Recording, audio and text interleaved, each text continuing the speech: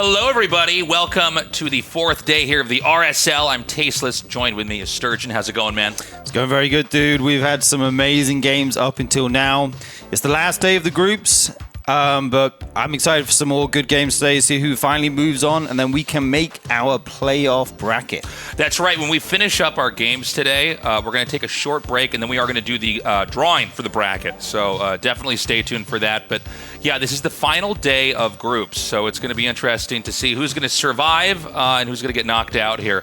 We're doing Group A. We, due to some scheduling conflicts with the players, we ended up moving Group D to the front and Group A to the back. And so it's going to be no Zergs. It's a Terran and Protoss heavy group with Cure and Bunny versus Crater and Zoun. Or sorry, also Crater and Zoun, excuse me. Yeah, super excited for some TVP action later on and some mirrors to begin with. I'm really looking forward to seeing Cure. He was in really good form in the first season of the RSL, playing so well. I'm curious if he's kept that level, and we'll see how these other players match up against him here. I think Cure is definitely the strongest player in this group, but between Bunny and Crater and Zoun, I don't have any strong feelings about who should come out or who should be knocked out. I think they're all pretty evenly matched, and I think realistically any of those three players could upset and end up defeating Cure here. So this is a pretty tough group to call overall. Yeah, I'm kind of feeling like Zoun might also go on a bit of a run here, but mirror matchups are a weird thing, right? Like sometimes you're super strong against Protoss and Zerg, and you're weak in the mirror if you're a Terran or whatever your mirror matchup is. We will be seeing some mirrors today, so we'll see how it goes. But like you say, very difficult to call. Yeah, very, very tough to call here. So once we wrap up today, we're going to have a 3-day break, but we're going to be back Thursday, Friday, Saturday, and Sunday. And that's where we'll be doing the winners brackets as well as the losers brackets. By the way, we did change the format for this season. I think we haven't mentioned this enough. When we get to the finals, the player from the winner's side has to win a best of 7. If they win that, they go on. The guy from the losers, if he wins that best of 7, then it's a reset and we do a best of 3. So we wanted to make it a little bit, I guess, just more fair. If you've had a flawless run in the tournament, the guy from the losers bracket basically has to do a little bit more work. We're also super excited to announce not just Season 3, which is going to be happening in November, but also the RSL offline finals. We've got 15 million Korean won that we are giving away. In a couple days here, I'm going to be going down and looking at a couple of different esports venues that we can rent out, staff up, and we'll be doing 2 days of StarCraft II matches. So it's going to be a lot of fun. We're super excited to put this together. And the RSL, it's been kind of a work in progress, right? Like we found this space to then build the studio, to then put on the show, build the graphics. And so, we're kind of doing one thing at a time. Now we're going to start to put our focus onto an offline event. There will be tickets that will be for sale. We don't have the exact dates nailed down yet. It'll depend on which dates the venue is going to be open, but be on the lookout for that. We are also sponsored by Archon Studio. They're the StarCraft tabletop miniatures game. It's not out yet. It's going to be on pre-sale a little bit later this year, but their products are incredible. Go to their website, see what they've got. Not just stuff for the StarCraft franchise as well, but a whole bunch of other franchises, some gaming, some not gaming. But we really appreciate their supports. Thank you so much, Archon Studio. Yeah, man, guys, please check out the Patreon. There are various tiers. This is how you can support the RSL. If you want to keep StarCraft alive, keep this thing going, keep seeing some awesome games. There's a large variety of tiers, and you get kind of different perks depending on which tier you pick up. You can also vote and impact the RSL directly via map votes, player votes, and a ton of extra things. There's also a ticket with a certain tier for the offline event. I'm not sure which tier that is, but that is also available. So please check it out at patreon.com/ReviveSC2. We've also got merch. I'm actually sporting it today. That's why I looked so sick when I was on camera earlier, is I had my RSL shirt on. We've got hoodies, mugs, T-shirts. You get 20% off if you're a Patreon member. But it's just another way to support the show, guys. So we really appreciate it. And this is probably the most important thing that we're going to remark on in every opening of the show here is we want to get the YouTube to grow. If you can join us live, great. I always feel like that's the best way to enjoy an esports match is to see it when it's actually happening. That has its own kind of magic with it. But a lot of people don't have time to do that. They might be in an inconvenient time zone with us being over here in Asia. Or, life. They've got kids, they've got work, they've got other stuff going on. We have the VODs all stored on our YouTube. We have a spoiler-free setup. I know that a lot of other esports events have kind of messed this up. Like, you'll see the finals, and they got the guy holding the trophy in the air, and you go, well, now I know who won. You just close it, like, never mind. Yeah, never mind. I guess I'm not going to watch this now. We are going to make sure this is always spoiler-free so that if you miss out on a little bit of this and you want to catch back up, just like it's your favorite, Netflix TV series or something like that, you can experience a tournament without spoilers getting in the way. So anyways, the whole point is that we need to grow this thing. So get on there, subscribe to the YouTube, like the videos, leave comments. That all helps us in the algorithm. And that will help us long-term in growing this show. So we're going to start this off with 2 mirror matchups. It's going to be a TVT and then a PvP. So this is going to be Cure versus Bunny. Yeah, we've got a high-level TVT coming up here. Cure, like you said earlier, probably the favorite to make it through this match, but Bunny is no pushover. He's shown some good games of his own. We've got Ultra Love for game 1, followed up by Kill Switch and Ley Lines. Both players opting to play for the kind of more normal maps, not going for some of these crazy ones that were, well, not crazy ones, but new ones that were voted in, which maybe the players aren't too used to. So we might be seeing some kind of traditional TVT here. We'll have to see what the players have in store for us. I believe we'll be jumping into game number 1 soon here. I'm super excited to get this started, Tasteless. Yeah, the TVT, it feels like it's been becoming shorter and shorter and shorter as a matchup. And I think that's because, you basically have 2 glass cannon factions duking it out, and if one slips up, things can spiral out of control pretty quickly. Excuse me. So over here in the top right, we've got Bunny, and the bottom left is Cure. Yeah, like you said about the games getting shorter, like I used to think of TVT as marine tank. People used to compare it to chess, moving your pieces slowly around the board, getting the good positional play, getting in siege somewhere and waiting for your opponent to come to you or trying to zone them away from a base. But recently, we see a lot of aggressive builds coming out of these players. We're seeing the proxies, we're seeing the Hellion aggression, the Cyclone aggression. And then, of course, we have people playing bio, people playing mech, all kinds of stuff. There's a good variety right now, and the games can be a little bit quicker than maybe they used to be. Yeah, it's funny, like, I came back, I started playing StarCraft like 26 years ago, right? And in StarCraft 1, TVT was always the longest matchup. Right. Right? And it was kind of this weird thing where, anytime a new RTS game comes out, everybody's trying to figure out how do you actually play this at all, right? And, it pretty quickly became clear that the tank was the strongest unit. And then if you have 2 tanks, it's hard to attack into a tank, right? If it's in siege mode, so then you end up cutting the map up in half. And that's what TVT looked like in StarCraft 2 when it came out. And I think in a totally reasonable way, people came from that type of meta and try to recreate it here in StarCraft 2 because those were the building blocks they were working with. And then I remember seeing Maru versus Time in IEM Katowice a couple years ago and just watching Time constantly kill Maru, like just on these sharp 2-base timings, and I'm thinking, man, this matchup has really changed. And it does feel like TVT has gotten a bit shorter now ever since then. What a run that was by Time, by the way. Absolutely legendary run. Not to say that you can't still play a macro game and, not that they can't go long, but, just kind of the meta does change over time. Right now, we see both players opening with 2 Reapers and a factory follow-up. Obviously, getting that double gas, going to go into their tech nice and quickly. The Reapers are going to meet here in the middle of the map. It's always a shame when you're the guy who takes the first hit because your Reaper's going to die first, so you kind of have to run.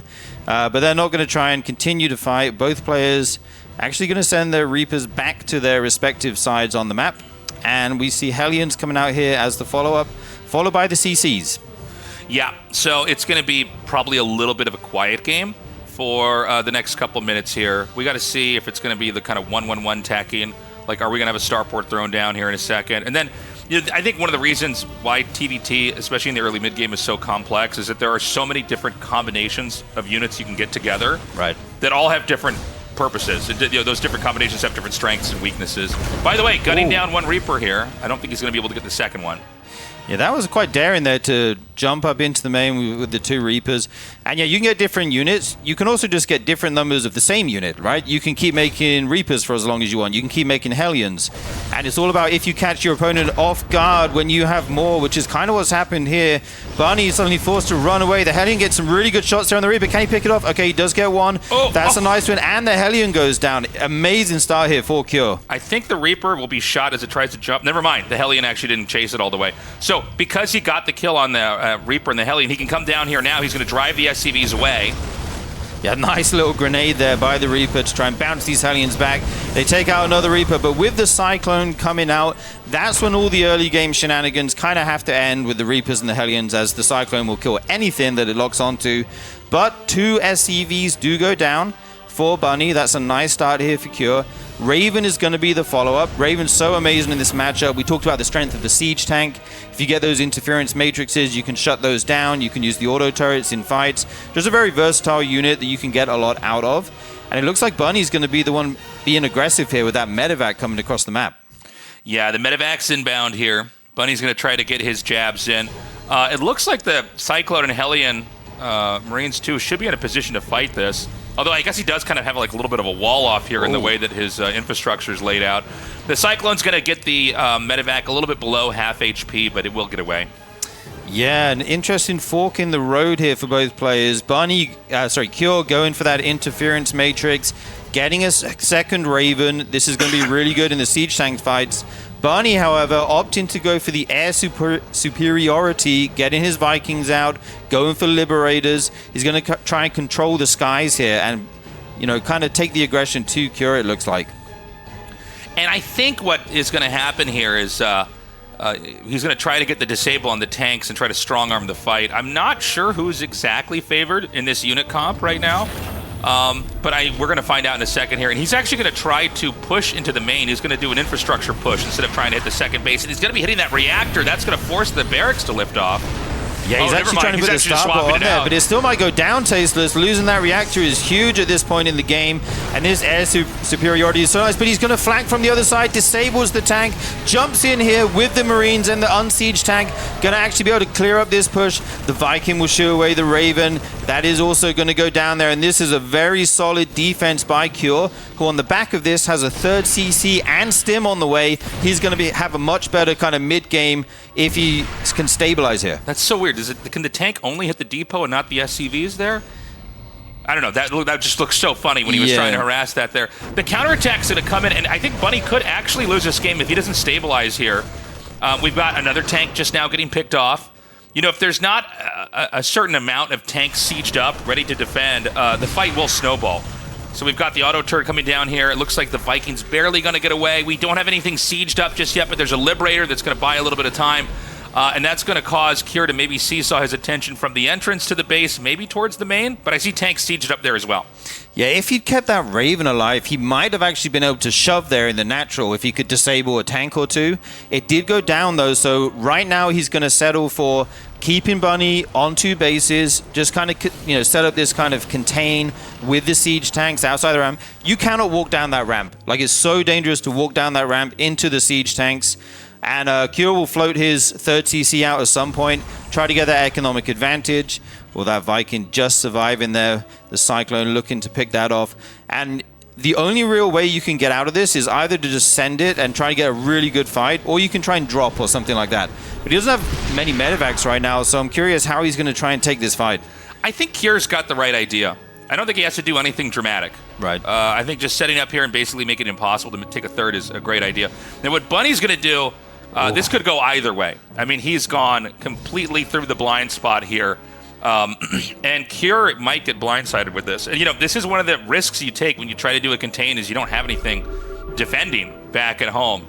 He's going to scan here and see it's pretty light, and now he realizes what's coming. He's going to drop the 2 siege tanks inside the Liberator zone. The Vikings are going to be here to spot, and he's actually going to land them. A Cyclone comes in and is shot down immediately. The command center is lifting off. I would not be shocked if we saw these Vikings pick up and try to shoot that down, but instead we're going to have Cure come in from every different side. I thought that Bunny was just going to leave, but he actually sets up siege tanks over here on the outside. Yeah, this was such a funny job. No Marines. Yeah. Just Vikings, a medevac, like a weird, and tanks. mech drop, yeah. Right. But he is making Marines, so yeah, kind of interesting here. Cure going to try and dislodge this again, and is able to clean it up. The Vikings in this dead space going to go down. He had so many more, but just the one Viking here of Cure being so annoying. Probably will be able to get one more Viking here at least. And yeah, Bunny did get his third CC behind this, but is very delayed. Yeah. You know, one thing about Stim Marines, they are faster than Vikings fly. Right. Doesn't feel like it should be that way, but it is the case. He shoots down 2 more. And so Kier, after cleaning that up, let's not forget that he has mined more resources from that third base for longer. I don't know if that means he can pack enough punch to take on this third base, but I think he's going to at least try. Yeah, we may have cursed it talking about quick TVTs. This one could actually, if they can get all their tanks sieged up and protect their bases, we could actually see this go a bit longer here. We do see the armory going down, going to be able to get those extra upgrades for his tanks and the bio. Just trying to zone away these Vikings here. He's looking to kind of get an angle on the third base, but right now Bunny's not giving him much. Oh, never mind. He does see an angle. He's going to shove into 2 tanks here. Sieges a ton of his own tanks right there at the edge. The Vikings come in, take out the air units off Cure. No Vikings at all for Cure right now, but he does have the superior siege tank count. Yeah, he's got the scans. He's also chewing up the workers in the mineral line here. A couple more tanks are going to come siege up. They're actually not in range. Literally none of the tanks are in range. Should have been just a few pixels to the right to kind of start that fight. And so this has already been 8 SCVs that have been killed. It's about half of the workers that are mining over in that position here. He's going to come in with a Liberator, and that's going to prompt Kier to just try to move out of range of that. But, some of the damage has already been done. Yeah, and I just realized Bunny's not actually making any Marines. He's just going mech now.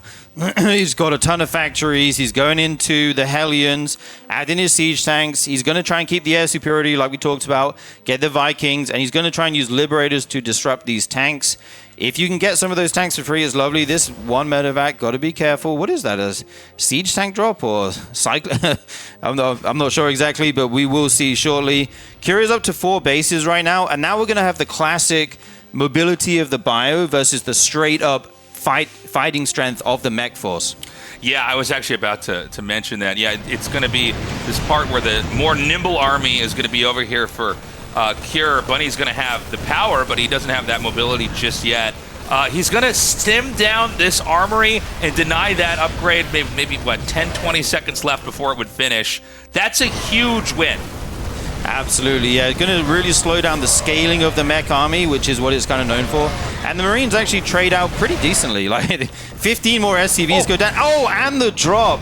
That was all Bunny had on Cure's side of the map right now. Even this CC in danger, gonna have to fly back to the natural. Cure making some big moves right now. Okay, so he guns this down.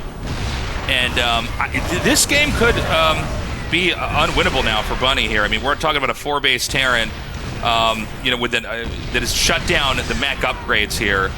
I think that he can try to hang on for a little bit longer, but right now Bunny is really getting squeezed. Yeah, and it's so hard to dislodge these tanks. Luckily, he does have this one Liberator here. That's the one advantage he does have, right? Cure doesn't have Liberators of his own. He doesn't have a huge Viking count right now.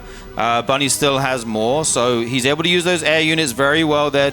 Finally get rid of those tanks, and Cure's not stopping. He's going to keep rallying across the map, kind of poke and prod, see where there's some holes, and try to get some damage done.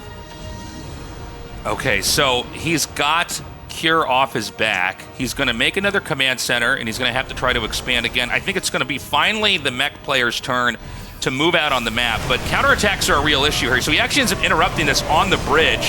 The medevacs are going to unload. They pick back up. This is probably not enough here from Cure to stop this progress.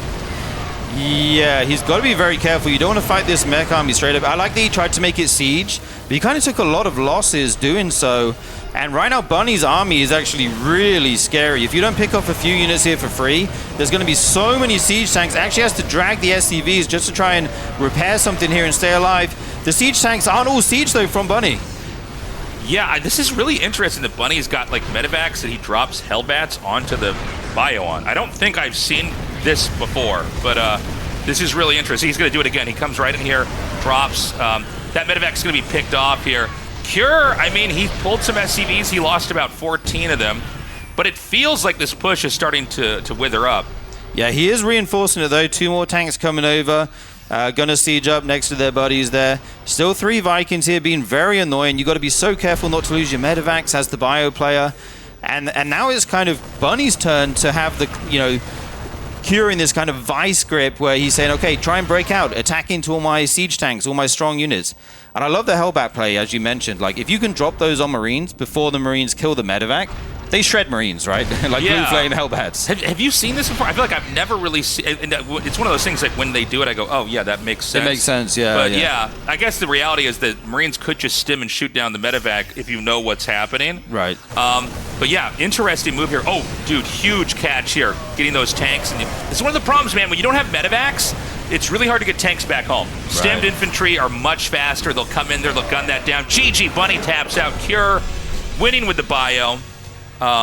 Great game, honestly. And a long one, too. I was saying it probably might be short, was not short. I liked the long, dramatic match there between those two. I really like Cure's army movement at the end there. He kind of split his bio into two different forces. He had the one little squad come around the side, pick off a tank or two, a squad around the other side, and then they kind of converge in the middle to get the cleanup. Really clean game by Cure. He was kind of in control for most of it, I feel like. Yeah, I think so. It did seem like Bunny had a pretty rough early game there. Yeah, like losing like the Reapers and the Hellion. Yeah, and then he tried to do that push, which just got surrounded and was taken out pretty easily.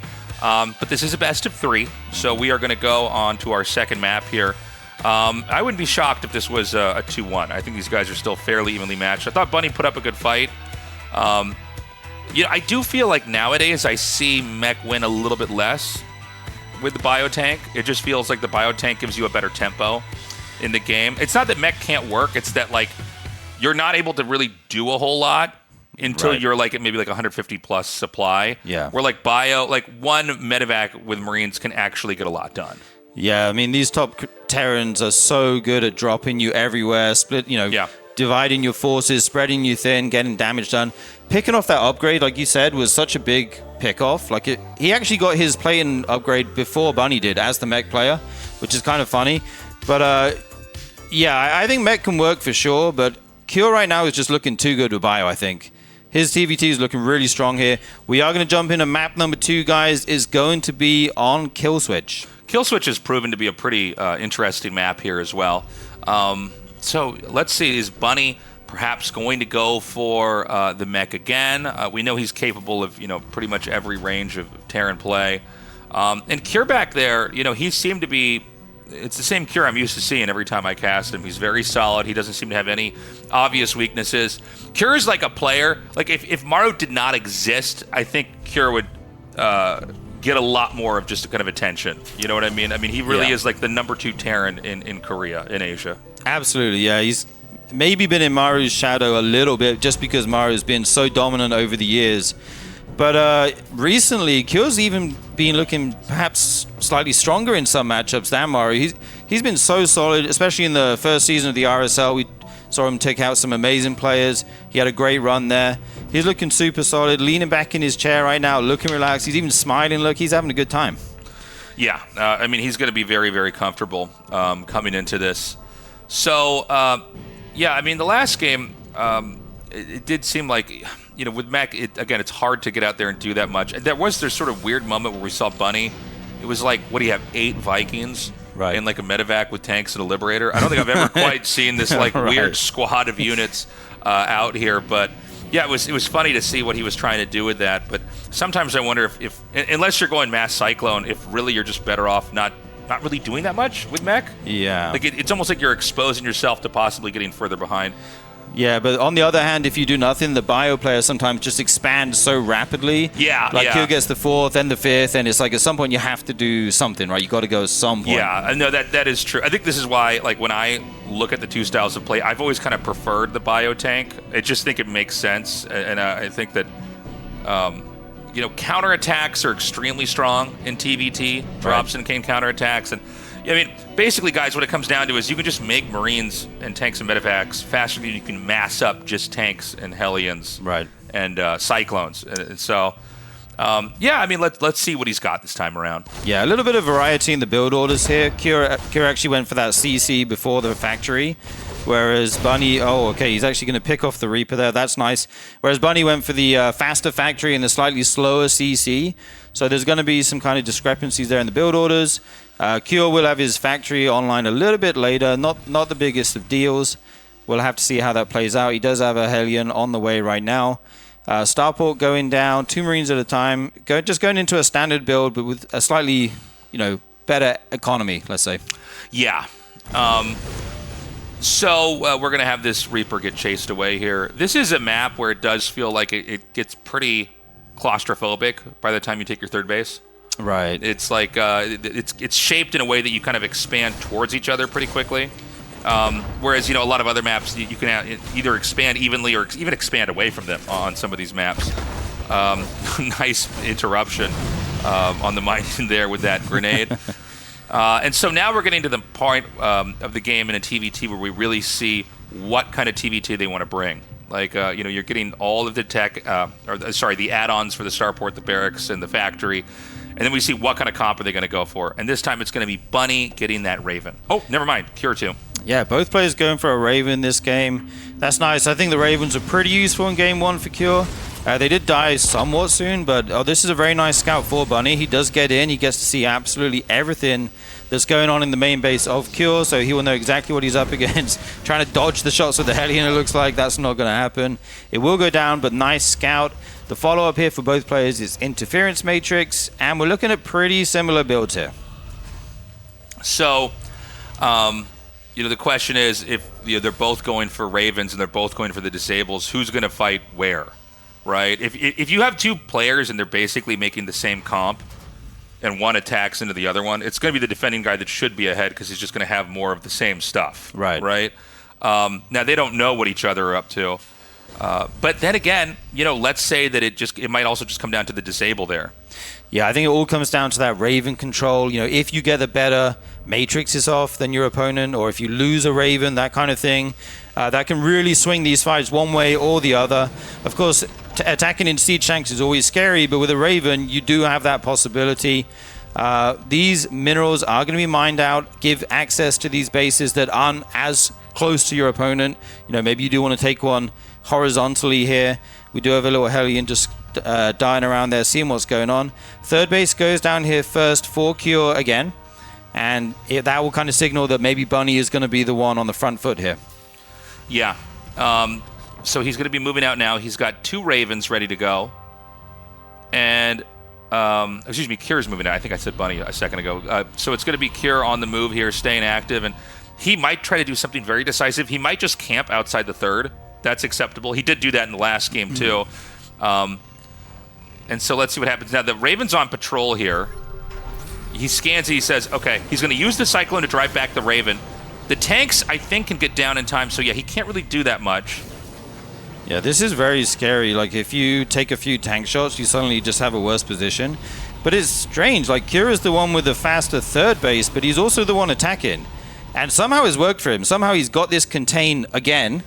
And Bunny is going to be the one who's going to have to try and find a way out of here. He's going to have to use those Ravens. They're coming in for the flank. Big interference matrix go down. 2 tanks disabled right now. He sieges his own tanks. Getting some good shots off here. The tanks finally fire. Cure has no tanks firing right now. Not a single tank is shooting. The Marines numbers looking pretty even. Both of the Ravens go down for Cure. And it looks like Bunny's actually going to clean this up. It was funny because the tanks were disabled, but they weren't killed right away. So it's like everything else dies, and eventually the disable wears off. So big victory there for Bunny. Now, he's not on his third base yet. What I want to see is Bunny going to try to do a counterpunch here? Because I think he could drive out the third or maybe do a counterattack. He's going to scan, and he's confirming, okay, this is Bio. Right. It's not Mech or anything like that. Bio does recover a little bit quicker than Mech does. That's another feature of it, because you can just get those Marines out. So he's regrouped. I think he wanted to repair a little bit, and he's going to move out. Now, Bunny is also going Bio, and his Stim is going to finish before Cures. And Stim is probably actually the most important upgrade in the matchup. Like, you will always lose if you don't have Stim versus a guy that has Stim. Right, it makes your Bio squad so much better. You got to be super careful with these Ravens, though. You don't want to lose them for nothing. Really expensive units. Okay, they don't go down. Decides to focus the Vikings instead. Get that air superiority. See 2 eBays going down here for Bunny. Going to be able to get those upgrades nice and quickly. And yeah, the Stim will be finished in time for Cure, so it's not like he's going to have to fight without it while Bunny has it. But yeah, he's going to be the one defending for just a moment. Scan does go down on the third base, and now he knows that Raven, very nice pick off there for Cure. Able to take one of those out. Yeah, nicely done. We're watching Cure stalk Bunny's army here. He wants to make sure he's not going to get too close to that third base. Bunny's maybe being a little bit slow on the moves. I mean, I do feel like Cure's maybe gotten enough time here that he can recover. So we've got 1-1, or the next 1-1 upgrade's not actually going here yet for Bunny. Hold on a second. We got an attack coming in here, and auto turret's thrown down. The Viking count is superior here for Bunny, and so that's going to drive away the Vikings and the Raven, which means now the tanks are kind of stuck here. Yeah, Kyo's Vikings just flying over these tanks of Bunny. Like, do you have anything that shoots up? Nope. Okay, you got to go home then. So Bunny will kind of unsiege, go back to his third base, try to get his own eco going. Both players going for 1-1, going for combat shields. 1-1 on the way as well. The upgrade's a little bit ahead for Cure right now. And it was kind of strange. Bunny's army like went up and down for about 30 seconds there outside the third base of Cure. I'm not sure if he was just having trouble finding an angle to attack or what he wanted to do. But it didn't work out in the end. Pretty good trade for Cure. We see the armory going down as well as some turrets, which is great for denying those medevac drops, which we see a lot in bio games, obviously. And he's getting the concussive shells as well, adding 3 more orders at a time now. Yeah. And so Bunny, not particularly impactful here on the map. Cure is just going to take his fourth base. He's always just one step ahead. The question is going to be, can Cure actually take on this third base? Here we go. He's going to stim in. He's going for the dive.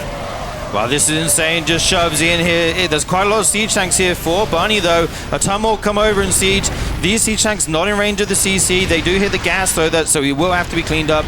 The Liberator's going to come over and try and dislodge these tanks, but the Viking count is still somewhat decent. No, okay, Bunny actually has more now somehow. He's going to land that Viking, just try to keep them alive. A drop has moved out. I wonder if he'll try and flank with that, or if he wants to send it to the main base of Cure. Looks like it is going to go to the main. I don't know if he should do this. I feel like this is going to give an opening here for Cure. Cure's almost got enough that he can break through here. He's got the superior tank count here. That drop's going to go into the main now. What is actually back there to defend? It's 2 tanks. For some reason in my head, I thought this was 4 tanks. It's actually 4 Marines and 3 tanks. Yeah, that's a hard squad to get rid of. Like, the units that will pop out of those racks are going to instantly die. And he's going to be losing SCVs. Okay, he actually brings a ton of bio home. Going to attack Stim in here. The tanks are getting some good shots off. I think he will clean this up. But that was a good counterpunch by Bunny there. Like, it's better than just doing nothing and continuously in shells for a long time. I like that he's trying to be active, get out on the map. Cure does have that fourth base, though. And these tanks are still here, picking away at this mineral line. The gas did die. So some good damage by Cure as well. Yeah, keep in mind, SCVs, I don't think they can mine on that furthest patch. Yeah, he's going to bleed off workers while this is happening. Another drop's going to come in. And the problem is, I think the pressure is still mounting over here outside the third. I don't know if Bunny can offset this. I mean, taking out the E-Bays is huge. And so he's going to deny that +2 weapons upgrade. But again, it's 4 base versus 3. And, the third base it's like maybe 2/3 are mining. Bunny's going to come out and hit again, but there's another attack north of this. And we got to see what's going to happen with that. Yeah, that was a nice pickoff. I like the interference matrix, the high HP tank. He knows he can kill the low HP one with just a shot or 2. 4 medevacs loading up here, though, for Cure at the top. You got to be ready for this. There's no turret. Will he actually go into the natural here? Is he going to fly all the way through the airspace and go to the main? That is a choice he has. We'll have to see. Meanwhile, Bunny is going to get all his army, take out these rocks, and try and move across the map. That could be good for him, but it also leaves him open to getting dropped. Yeah, the attack and armor upgrade are like halfway done. And I think we're going to see Cure drop. Oh, he's actually not going to go there. I was going to say, if he drops on the E-Bays, that would be huge. But the main is also acceptable. And the question now is, how much damage will the drop do, and can Cure actually survive this next attack? Yeah, this army for Cure not big enough right here. He's going to have to back off, losing a tank in the process. Meanwhile, his drops do get into the main. How are you going to clean this up when your army's across the map? I have no idea. We might be entering some kind of base race weird scenario where both players try and get as much damage as they can. The siege tanks unsiege, just going to power forward. There are a couple on the high ground for Cure, getting some good shots off. A lot of medevacs actually there as well. And GG, Bunny taps out. The damage in the main just too much. Yeah, that was a great game. But ultimately you can see the Cure is just he's too sharp with his decision making. Yeah, there really is something to like, okay, knowing when can I push in, but then like he'll sort of let that little set of siege tanks and Marines that they're just hitting like 2 of the mineral patches at the third. He'll like let that sit there. He doesn't reinforce it too much, and then he sets up for another attack, another big drop in the main. Right.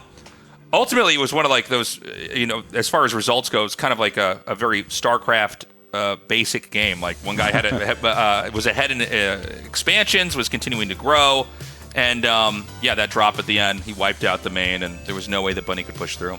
Yeah, I think once you move across the map, when 4 medevacs fly in, you're basically like all in. If you can't get some big damage done of your own, you're just taking too many losses at home. The production's being camped, so any unit that comes out is going to die instantly.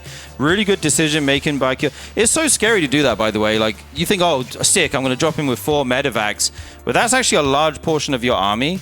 And if Bunny is able to push before that drop goes in, you can actually lose a ton of stuff. But Kyo kind of knew what was going on. He read the game very well, able to make that decision, and yeah, take a 2-0. Not an unsurprising scoreline, but the games looked actually pretty close, I thought. Yeah, I thought Bunny put up a good fight. Yeah. But it's kind of what we expected to have happen. Guys, please consider signing up for our Patreon. It's patreon.com/ReviveSC2. We don't have publisher support like we did in the past, in the early days of StarCraft II, but it doesn't mean that the good days are gone. We're just changing the way that things are done. The RSL is a community-funded tournament that funds the prize pool, the production. We're going to be doing this big offline event at the end of the year here in Seoul where you can come down and see us in person and see the players play in person. But we're doing it through these small donations from the community. So consider signing up. We would love to have you join us here in our endeavors. We're going to take a short break. When we come back, it's going to be a PvP. We will see you soon.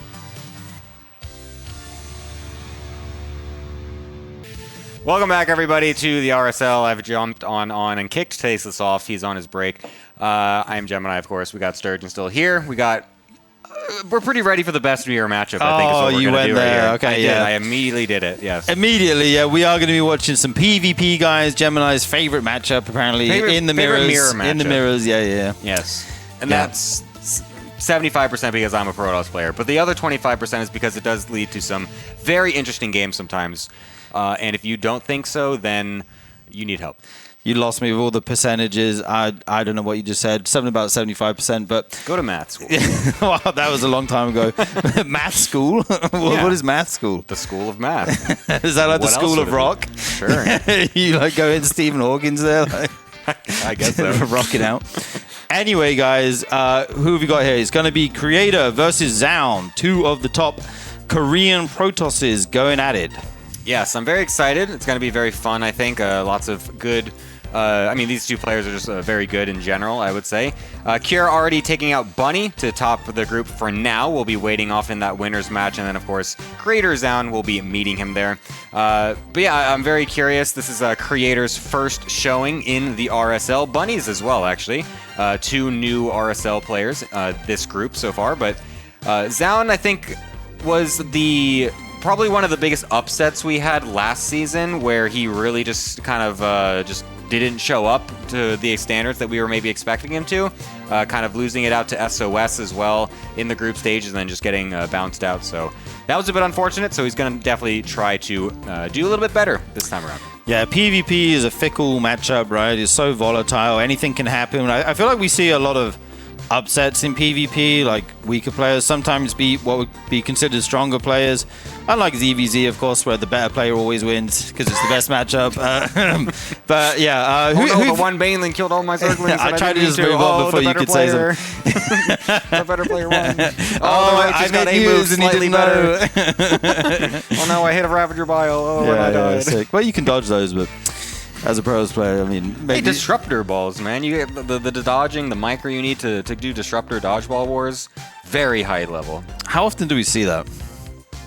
Not as often, but Ravagers when it in does every happen, game. When it does happen, yeah. That the 1 in sickest 100, thing. yeah. Okay. Oh, it's not that one. Who have you got, Gemini, going into the series? I don't know, actually. I think this is actually going to be very even. I think they're both very good in this matchup as well. I would still kind of slightly favor Zoun overall, just given his more recent form. The last RSL kind of excluded, but generally I think I would be putting Zoun as a slight favorite, maybe like a 60-40, 55-45 kind of deal. It's like very, very close, I would say. It's kind of a toss-up. Yeah, I would agree with that. I haven't seen Creator play PvP in a minute. We did see Zoun's last season. We'll have to see how this goes. The first map is going to be Maganatha, a nice big map to get us started here. Do you think this map kind of lends itself to, well, we did see some proxies yesterday. It's a big map, which you usually think is good for kind of macro games, but there's also a ton of places to hide proxies on this map. That's true, yes. There's lots of places to just kind of put some really kind of weird proxies every which way. There's plenty of places for proxy stargates that are really nice, like on those bases to the right of Crater's main base, for example.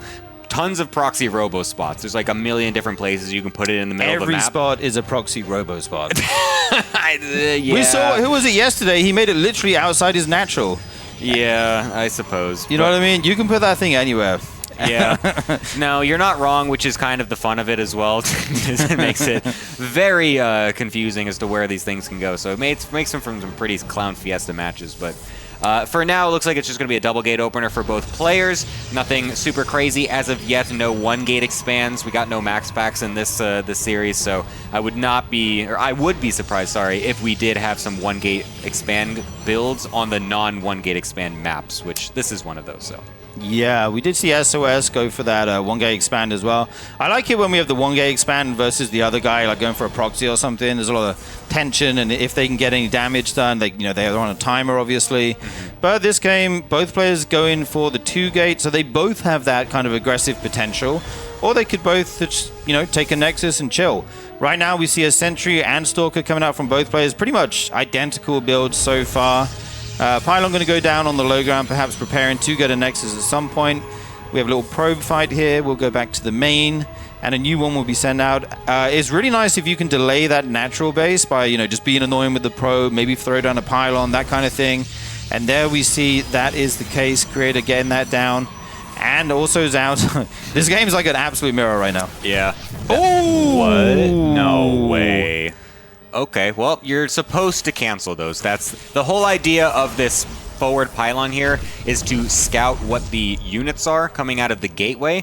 Generally, you're not actually going to be getting any real block off with the for the Nexus. The way that the minerals work out, you can't actually make the Nexus by the time that pylon is there. So it's generally just to scout what the units are, so you can get an idea of what the early openings are, see what kind of things you can cut here and there.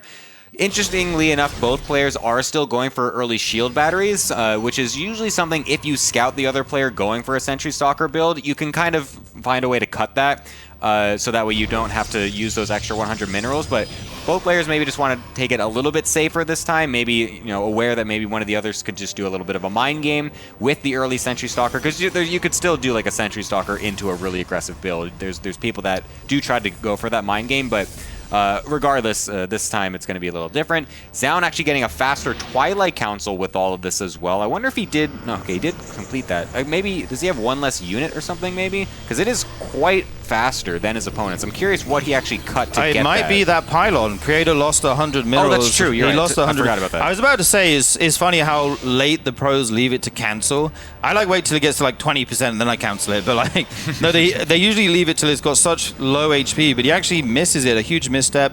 100 minerals down the drain, and maybe that could be why his Twilight Council is a little bit faster. But we'll have to see. Both players going to go into Blink here. More Stalkers. These Phoenixes going to keep being hallucinated, flying around, see what the opponent's up to. He actually fires this one all around the side of the map. Is he looking for a proxy or something? Yeah. There's some plays that you can make where you proxy out a Dark Shrine or something like this at this timing. You can take an extra base even if you want. If you're M canning or something, he's been doing that a lot on his streams lately. But there's some weird stuff that you can do at this timing. So sending them around the bases or the extra bases is good, because generally you see everything that you want with it on the first scout in the main base regardless. So you have so much extra time, but by the time it expires, so it's just a good idea to send it around just to double check any of the other extra places on the map. And so nothing really weird this game at all, honestly. They're just going to be playing it super stock standard, just going for that third base pretty early, about at the same time. I believe again Zoun is just in general slightly more ahead. It looks like Creator went for a slightly faster Robo instead of the Nexus, so just slight alterations, but basically all will be converging at the same point. Dude, we finally have a macro PvP. I don't think we've seen one yet this tournament. Yeah, and there's been a lot of we've had a cheeses. lot of PvP games, but all of them have ended within like 5 minutes, it feels like. Always one player being aggressive or both players being aggressive. But this may be the first time we actually get to see a bit of mid-game, maybe even late-game PvP. Let's see. Zoun is moving across the map with his Stalker Sentry army, takes control of the Watchtower. Have to see if he wants to commit in here. Okay, he does see the army of Creator is waiting for him. Not going to decide to commit there. Getting his Forge at home is Creator. Going to go for those upgrades. Start getting the Immortals. Charge coming out a little bit earlier, and 4 extra gateways here for Zoun. Yeah, he's definitely going to be ramping up the aggression a little bit more. You can see the divergence coming between the two, whereas Creator wants to be going for the Forge and more Immortals as a more defensive option.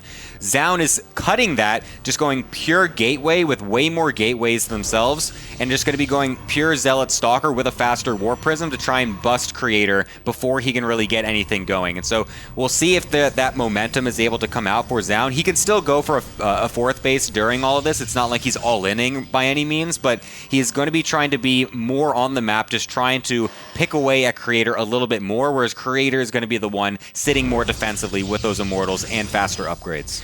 Beautifully said. Yeah, and Creator throwing down that shield battery. I think he knows he's going to be the player defending here. He has that Star Sense tingling.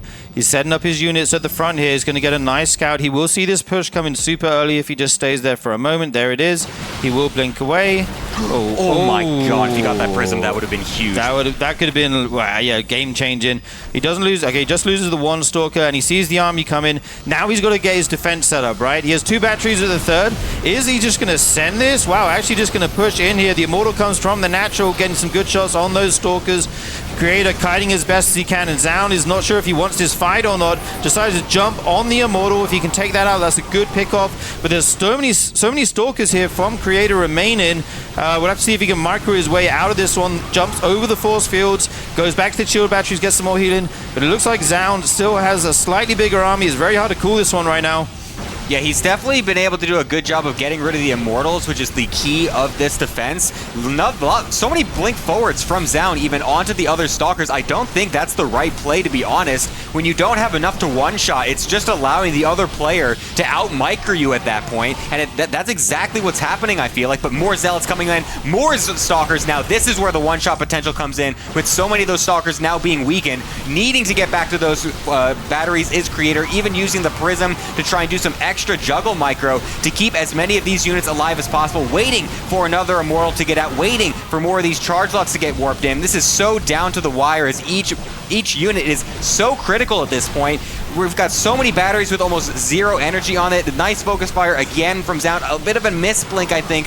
Getting everything back instead of just one at a time is going to limit the amount of micro he can do, but the Prism Snipe is also excellent there to deny any more micro potential from Creator. I think this is starting to go a little bit more towards Zoun's favor. Yeah, the Prism going down there is absolutely huge. I love the Creator got 2 shield batteries in the natural as well, but he's lost 13 probes, guys. He had to pull them. Right now he's trying to hang on by a thread. The micro is so good, and the Immortal is getting weak. If this Immortal goes down, it could be the end of it for Creator, but it's healing. The shield batteries keep it alive somehow. This here Immortal is living up to his name right now, and Creator strikes back with the aggressive blink, jumping on these units. A big warp into Zealots comes in now, going to force them back, and it looks like we have a lot of Stalkers versus a lot of Zealots, which gives the micro advantage to Creator. What a sick hold. That is actually insane, because it looked like for a second there that the Immortal was just getting stuck behind all of the Stalkers. It wasn't going to survive, but the focus fire wasn't quite there from Zoun. All of the Stalkers weren't close enough to get the burst damage so that the battery was actually able to keep it alive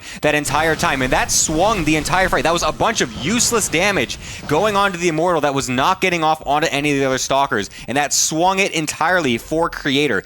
Still to keep in mind, lots of probes did die from Creator to make that defense happen. And while Zoun, I did say earlier, wasn't technically all in, I did say that before. I realized he was on 10 gateways. That is a little bit more all in than normal, and you can see he hasn't actually gotten a 4th base yet either. So he was actually going very, very aggressive with that compared to a normal 3 base style bust. However, considering he still killed all of those probes, he's still in a decent position to recoup, and that's what he's going to try to go for a second attack here. Yeah, he's not going to go into any more tech. He's not getting any upgrades. He's cut probe production a long time ago. He's going to be the aggressor here. We're going to have to see what he can do. Right now, just hanging around this watchtower, getting the map control, going to try and choose his area of attack. Creator taking a fourth base right now. This is kind of risky. He won't have any shield batteries there for a moment. He's even taking up into the Templar Archives. I feel like this is a really scary time in here for Creator. I think this is a misread. He doesn't actually realize that Zoun is just doubling down on the attack. He hasn't gotten a scout across the map to know that there's no fourth base from Zoun. And so he's trying to go for this extra eco. He's trying to go for this extra tech, which if it actually comes up is great for him and will basically clinch a win. But he doesn't actually have that time at the moment. I feel like this is a very tight window right now for Zoun to make this work as the army supplies start to even up. But this Zealot count is going to be absolutely ridiculous here. And if we don't get a couple more Archons out as Creator, he can easily get punished. Yeah, he didn't even take the gases at his third. Zoun just going for so many minerals. Got an absolutely huge number of Zealots here. It's a little bit tricky to attack into the Sim City, but Creator's actually going to take the fight to him at the top of this ramp. I'm not sure if that's what you want to do, but you're kind of stuck, right? If you don't go up, you're just going to go into your natural with maybe half the army. So he is forced to fight here. He's trying to warp in as best he can. The Archons, I actually thought it was a mistake to get the Temper Archive potentially, but they're going to do really well against the Zealots. Get some good splash damage done. Creator is looking like he might be doing this here. Some excellent control and decision making, canceling that fourth. He's defending for his life right now. That Immortal will go back to the shield battery and heal up again. And it actually, okay, it will go down, but it doesn't matter. Creator just has too much. What a great first game here. And you said PvP sucks. Look at you. I said it's the worst matchup. Do you know something can be worse and not be bad? Did you know that? Oh, okay, yeah. No, I'm joking. But no, yeah, a great opening PvP so far. Very down to the wire. It was really hard to actually know who was going to come out on top at the end there, because that Archon was actually so critical. Right. The amount of splash damage that was able to get off was huge, because the Zealot count was just ridiculous. And there's a lot of like back and forth kind of moving up and down the ramp to get the correct positioning as well from both players. And there's a couple times I feel like Zoun was, like you said, it was hard to actually get the engagement. And there's a lot of times where he just kind of A-moved it, and all the Zealots just kind of did their charge and moved forward. And at that point, then it's hard to re-engage, because then they don't have the speed boost. Right. And they're just kind of slowly walking up towards the entire army, and you're just getting blasted by Archon shots as they're all kind of clumped up there. So that actually made it very nice for Creator. And even though he wasn't able to get too many extra Archons, it was just barely enough with all of those batteries and whatnot to actually be able to defend. But a very nice hold regardless. Yeah, I love the position of the shield batteries. They weren't like right next to each other. There's a little gap where his own units can walk through. But like you said, it's still super awkward to attack into. Canceling the fourth base was key. If you try and keep that fourth up, you're just going to die, right? Like, yeah, no, that was a critical identification. No chance about that, yeah. But he recognized what was happening before it was too late, able to scramble the defense. That one moment where the Immortal was just able to survive felt like a tipping point. That was so clutch. That actually won him the game, I think. I think so, yeah. If that Immortal dies in like one or two volleys less time, I think that Zoun actually just swings that and is able to snowball the victory. Yeah, or if he didn't go for the Immortal, put his DPS onto some other units, that could also work. I'd be curious to see that one like from a resume from replay, right? If you know that it could be saved. But really close game number one there. Creator actually going to be the one in the lead right now. Maybe slightly surprising. Our second map here, Gemini, is going to be your favorite map. Tokamak. Oh, good job. You did it. We did it, boys. So proud of you. It's Tokamak. And in the top right, we have Zoun as the blue Protoss. And in the bottom left, it's going to be Creator in red. Yes, up a map already. Like I was saying, it's quite even. It's hard to know who's actually going to win this series. I think they're both capable of dispatching of the other, basically. And we saw it in that game where it was just super down to the wire. Every little micro interaction counted. Every little thing was impactful there. So I'm very curious to see what ends up going on this game, because obviously another pretty good map overall, very standard. No one-gate stuff going to be happening here, as it's another low-ground natural map. For anyone unaware, generally, if there is a low ground at the natural, it's better to go for a 2-gate opener, which has been the pretty much stock standard for PvP for the last however long Legacy of the Void has been out, basically. But in the recent years or so, after the shield battery introduction and whatnot, and the overcharge introduction a couple years ago, and then eventually coming back to be a recharge, whatever, the low ground, if it's on top of a ramp, then it makes it possible to go for a 1-gate expand, and a lot of players like MaxPax and these players are really good at that, but this is not one of those maps. So we're not going to be seeing that. I'm not quite sure what the third map is either if we're getting there, but regardless, we'll see what happens at that point. But double gate openers is going to be the stuff for now. Yeah, looking nice and standard here, going to be nice and safe. You are vulnerable to some of the more aggressive builds, like you say, if you go for that 1-gate expand. I would have to see if Creator's going to be the defender again, or if Zoun wants to try and macro up a bit more. We do actually have a slight difference this time.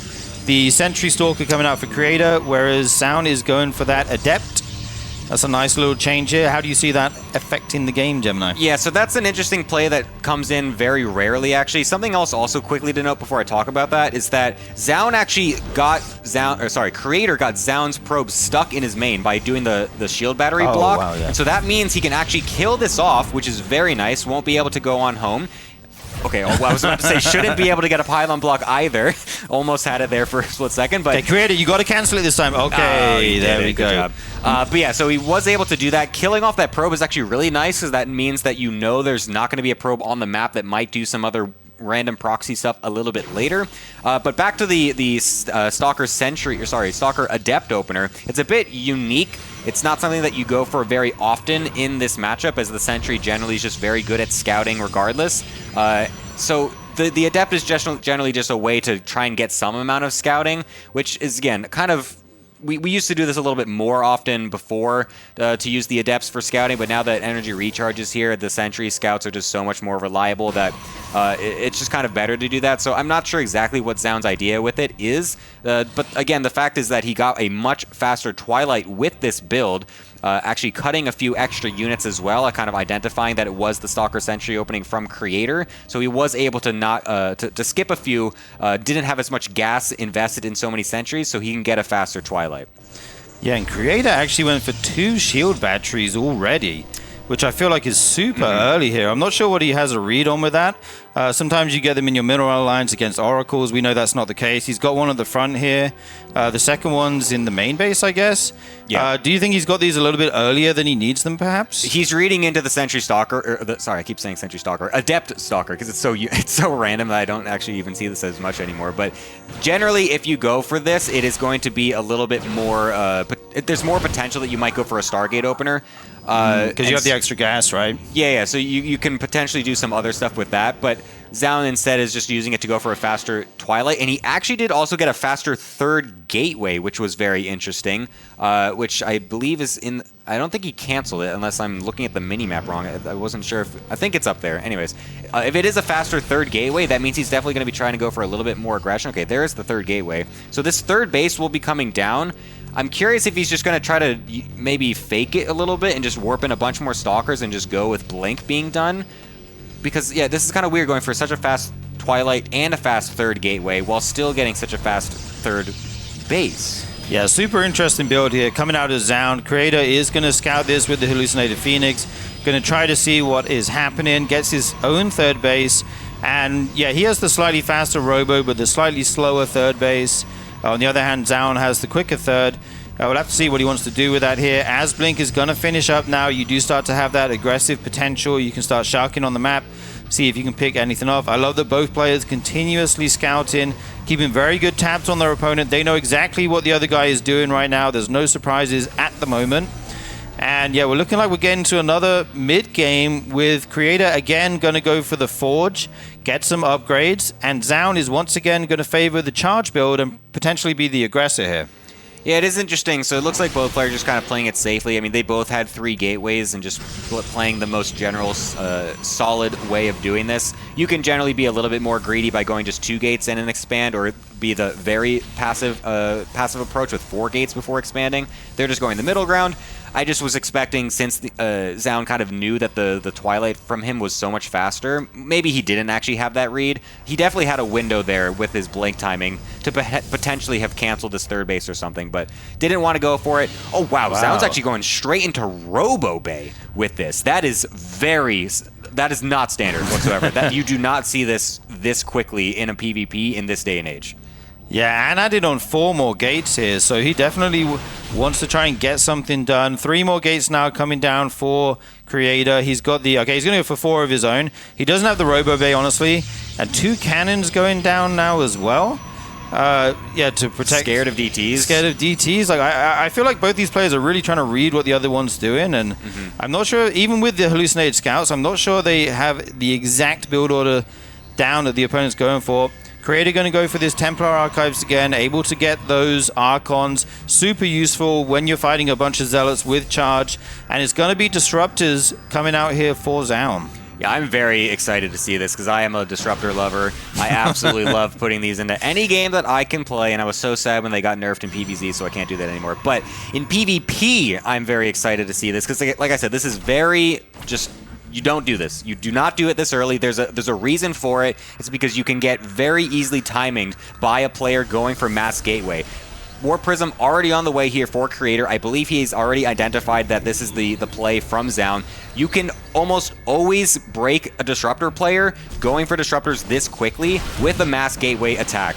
There's maybe only 1 or 2 Disruptors out. It's very easy to blink dodge them, very easy to focus fire them down before they're able to do anything, and at that point, there's nothing in the army.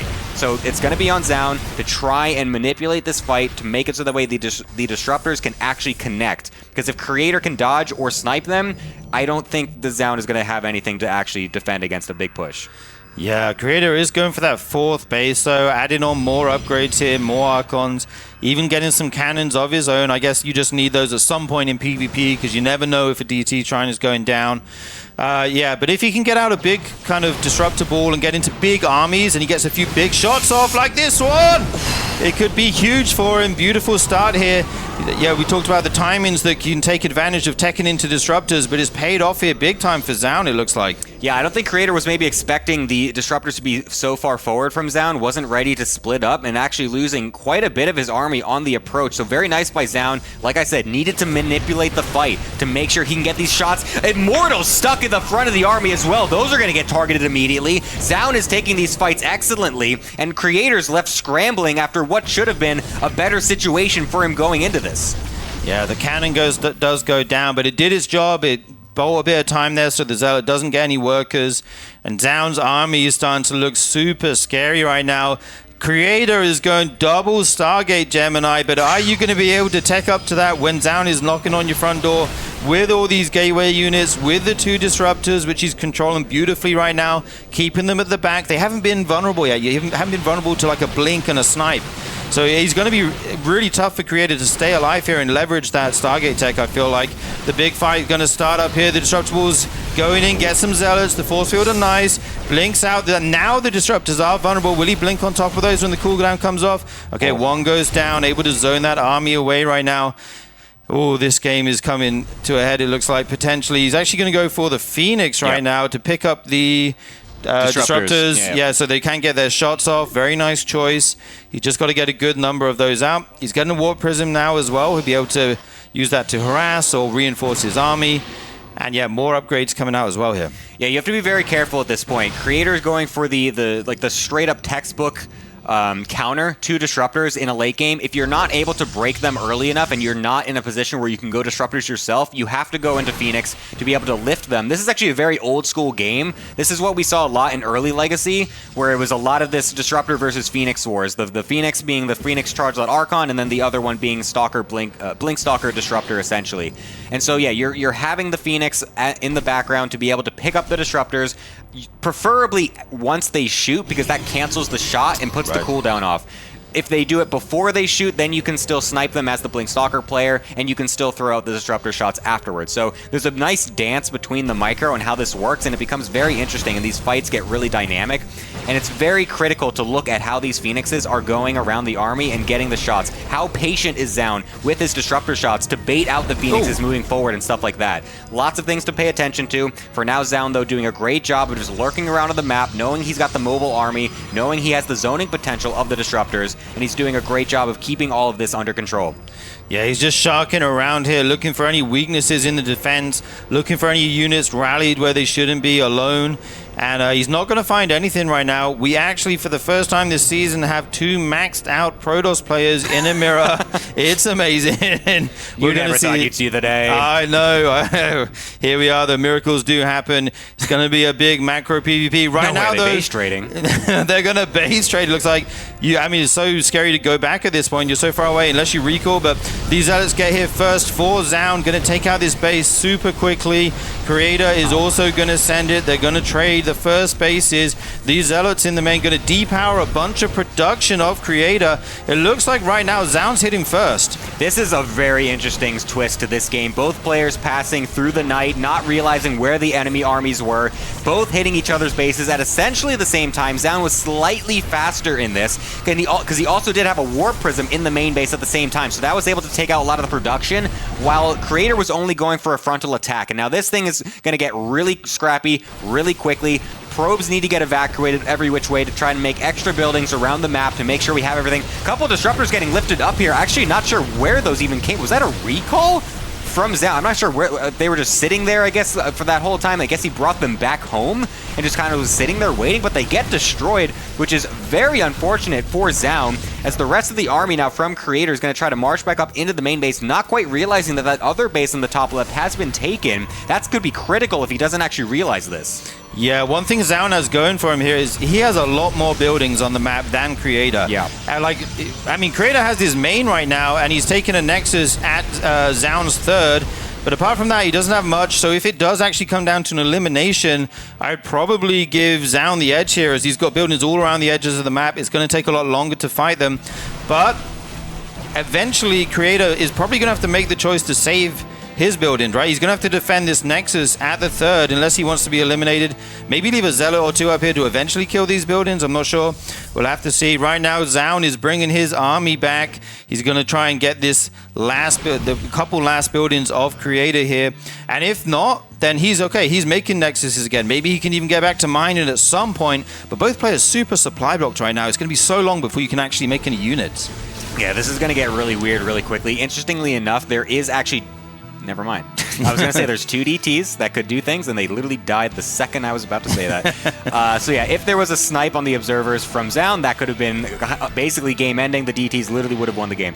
But no, that's not in the cards anymore. Both players going to just go for a main attack at this point. Zealots just going absolutely everywhere. Double Archon for Creator, only one for Zoun is going to be critical against all these elves. A forward blink trying to get past all of this from Zoun, realizing that he just has the bigger army, and that is going to be that. Zoun will be able to even this up as a 1-1. A very exciting 2 in a row PvP. Dubs over here for the PvP fanboys. Yeah, the fanboys are rejoicing right now. What a wacky game that was. Like, we were going into this big macro game. The army is finally maxed, and then they both just decided to base race. Like, sometimes normally when 2 players both decide to base race, like, one of them's wrong.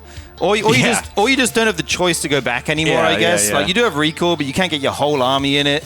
So it kind of becomes this thing where you're just forced to go for it, and then you try and make buildings in random places where your opponent can't find them. Zoun was able to get all those cannons at his base, way more difficult to attack into, and his army was just a little bit better there at the end, so he could take the fight.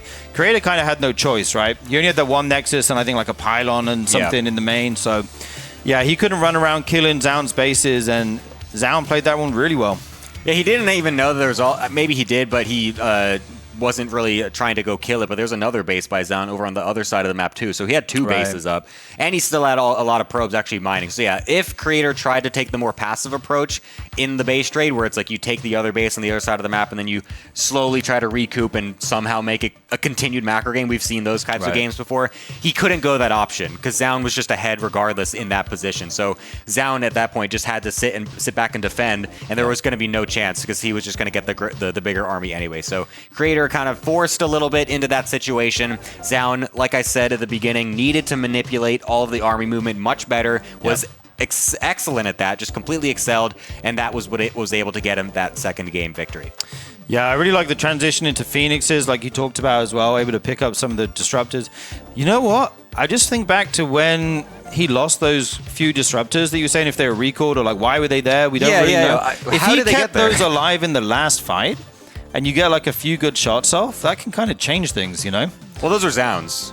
So he was going to dumpster the fight even harder. So he basically. would have dumpstered him. Even harder. Okay. It would have been a just total wash. Is more. Yeah, so that's than right. It was. Yeah, because I was thinking, why are they there? Like, because Zoun's army was across the map. Right? I like saw them being lifted. And I was like, wait, Crater has disruptors and Zoun has Phoenix? Like, wait, what?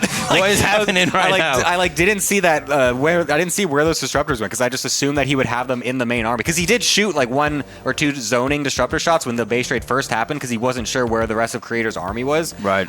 So then I was like, okay, yep, they're with the main army. And then like stuff happens and then like 10 seconds later we go back and then they're just getting lifted at Zoun's base. I was like, wait, what? That didn't make any sense. But anyways, very nicely done by Zoun. You do love to see that as the disruptor player. Honestly, having a more unique style actually working is very interesting. I'm curious if he's going to try to bring that out again. I would love to see it because usually it's kind of a flash in the pan style. You don't really try to make that your standard in this matchup because it is a bit abusable.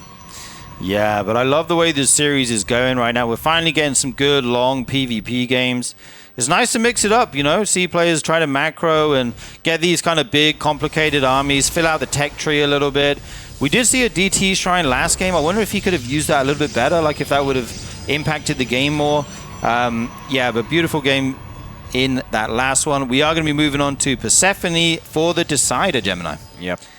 Still, again, no one-gate maps and no one-gate expands, which I like. I don't really like one-gate mirrors. They're not very fun, and I don't really like seeing one-gates in PvP, personally. That's just my opinion. Why? I just dislike how it kind of makes the matchup work. It feels very passive. Generally, if it's a one-gate versus one-gate opener, the way that it works is that you always go into Stargate afterwards because it's the most versatile and you have the most room to do stuff with. But then that means both players are going to do that. So then it's very likely you end up with Phoenix Wars, which are probably one of the most boring things you can see in StarCraft. Not as exciting as Muta Wars, are they, Gemini? Come on. That is equally as bad. No, because then you go like Infestors, Viper. Anyway, let's... No. For another time. Yeah. Agree to disagree. We will never see eye to eye on this. But you know, Phoenix Wars are not interesting. It's very boring. And then if it's the one gate versus the non-one gate, then it's literally just like, okay, well, the non-one gate is going to proxy and try to bust the other player. And if it works, then it works. And if it doesn't, then it's just game's over. And usually a lot of times that's versus like Max Packs or something. And to be fair, Mana actually did this versus Max Packs, and they were pretty cool games. And Mana actually won, which is a bit, again, a bit of an upset. It was pretty cool. But generally, at least maybe like, you know, a couple months ago or so, it was like Max Packs doing this and then everyone trying to 2-gate him and then he just holds every time. We're just like, oh, sick. Another Max Packs PvP. You didn't see this coming. Yeah, Mana played so well in that series, by the way. But coming back to the current game, we do once again see Adept Stalker versus Sentry Stalker. We kind of talked about this last time. Right now, the probes trying to be as annoying as they can, trying to delay the opponent's Nexus here if they can. Just block it. Both of them doing that very well. Of course, they will cancel this in a moment. We'll probably see the Nexus come down from both players. And then we will see their choice afterwards. A second Sentry here on the way for Zoun. Yeah, you're going to be doing a double Sentry follow-up to the Stalker Adept opener, which again he did do compared to last game. This time going for the extra sentries before the Nexus, though, is also interesting. Last time he did cut a few units to get his faster Twilight Council. This time deciding to go for a couple extra sentries, I believe, is the difference here. We'll see when this actually ends up working out. Looks like he still will get a pretty fast Twilight, though, all things considered. So still will be able to have a nice tech advantage for this game, as Creator is going to be going into another Stalker and a fast double battery. So again, this is where the cutting can come. This is where the little intricacies come in. Zoun realizing that it's another Stalker Sentry opener, realizing that Creator has not been aggressive whatsoever in the early game, taking this opportunity to cut out those early shield batteries, gets his faster tech, cuts a few units here and there, whereas Creator's actually being more defensive and just doing essentially the same thing every time and just doesn't want to kind of alternate whatever he's doing. But that, like I said, is kind of hurting him because now this blink is going to be significantly earlier from Zoun. I wonder, because he's going to come in here this time and 100% realize my Twilight is so much faster than yours. He can easily find some way to abuse this later in the game. He just made a shield battery, cancelled it, made it again, and cancelled it again. It's to deny the Adept Shade, most likely. Oh, the wall, of course. Yes, okay, yes, I yes. was freaking out there. Yeah, okay. Of course, there's an Adept in the on the map, of course. That makes sense. But yeah, he does already have those 2 batteries, so he's going to be super safe. But like you say, it's delayed his tech quite a lot here. Both players will be going into Blink once again. That's just kind of your standard versatile mid-game tech here as in the Protoss Mirror. And then we'll see what each player wants to go for. We've kind of seen Zoun go for the quicker charge in the past couple games, whereas Creator's favoring the Robo and the upgrades. We'll see if that continues to be the case. Third base going down now for Zoun, and it's going to be Creator with the quicker Robo here. These alterations by Zoun continue to be very good. This leads me to believe that Zoun is like the one that actively is trying to find advantages in the matchup, whereas Creator's just trying to play the same stuff and just be very solid and just do what he knows is comfortable. Because again, he's doing this off of only 2 gateways, like I mentioned. You can do this slightly earlier off of the 2 gateways, whereas Creator's again going for the third before the third base itself. So he will have more production overall, but Zoun is still just finding little tiny edges to get slightly faster upgrades, slightly faster nexuses, and this is kind of benefiting him so far in the last game and now potentially in this third as well. Yeah, Zoun playing such an adaptive PvP here, right? Yeah. Making these changes that look kind of small, but they can end up getting you really far ahead. They're huge in this matchup. Yeah, because it snowballs, right? You get a slight lead, it becomes a bigger lead. Suddenly it can turn into something that's game-ending. Very nice scouting. I love the control on the hallucinated Phoenix. He was controlling it perfectly, didn't lose it at the front there. Sees absolutely everything that's going on in the bases of Creator. Right now, Zoun kind of posturing on the map, maybe potentially looking to be aggressive. He is going to go for the charge and the forge as well. A little bit later with the +1 there. And yeah, we'll have to see. The builds are kind of similar. We've just had a little bit of a different order, and there's going to be an engagement here on the ramp. Force fields go down. Blinkstalkers can, of course, just jump over those. And 1 sentry going down, and just an adept as well. So not the biggest one-sided fight or anything like that right now. Yeah, actually a nice pickoff though from Zoun. Doesn't lose anything, kills off a sentry for free basically. That's nice. That's just kind of a good play overall. No downside whatsoever. So very nicely done by him.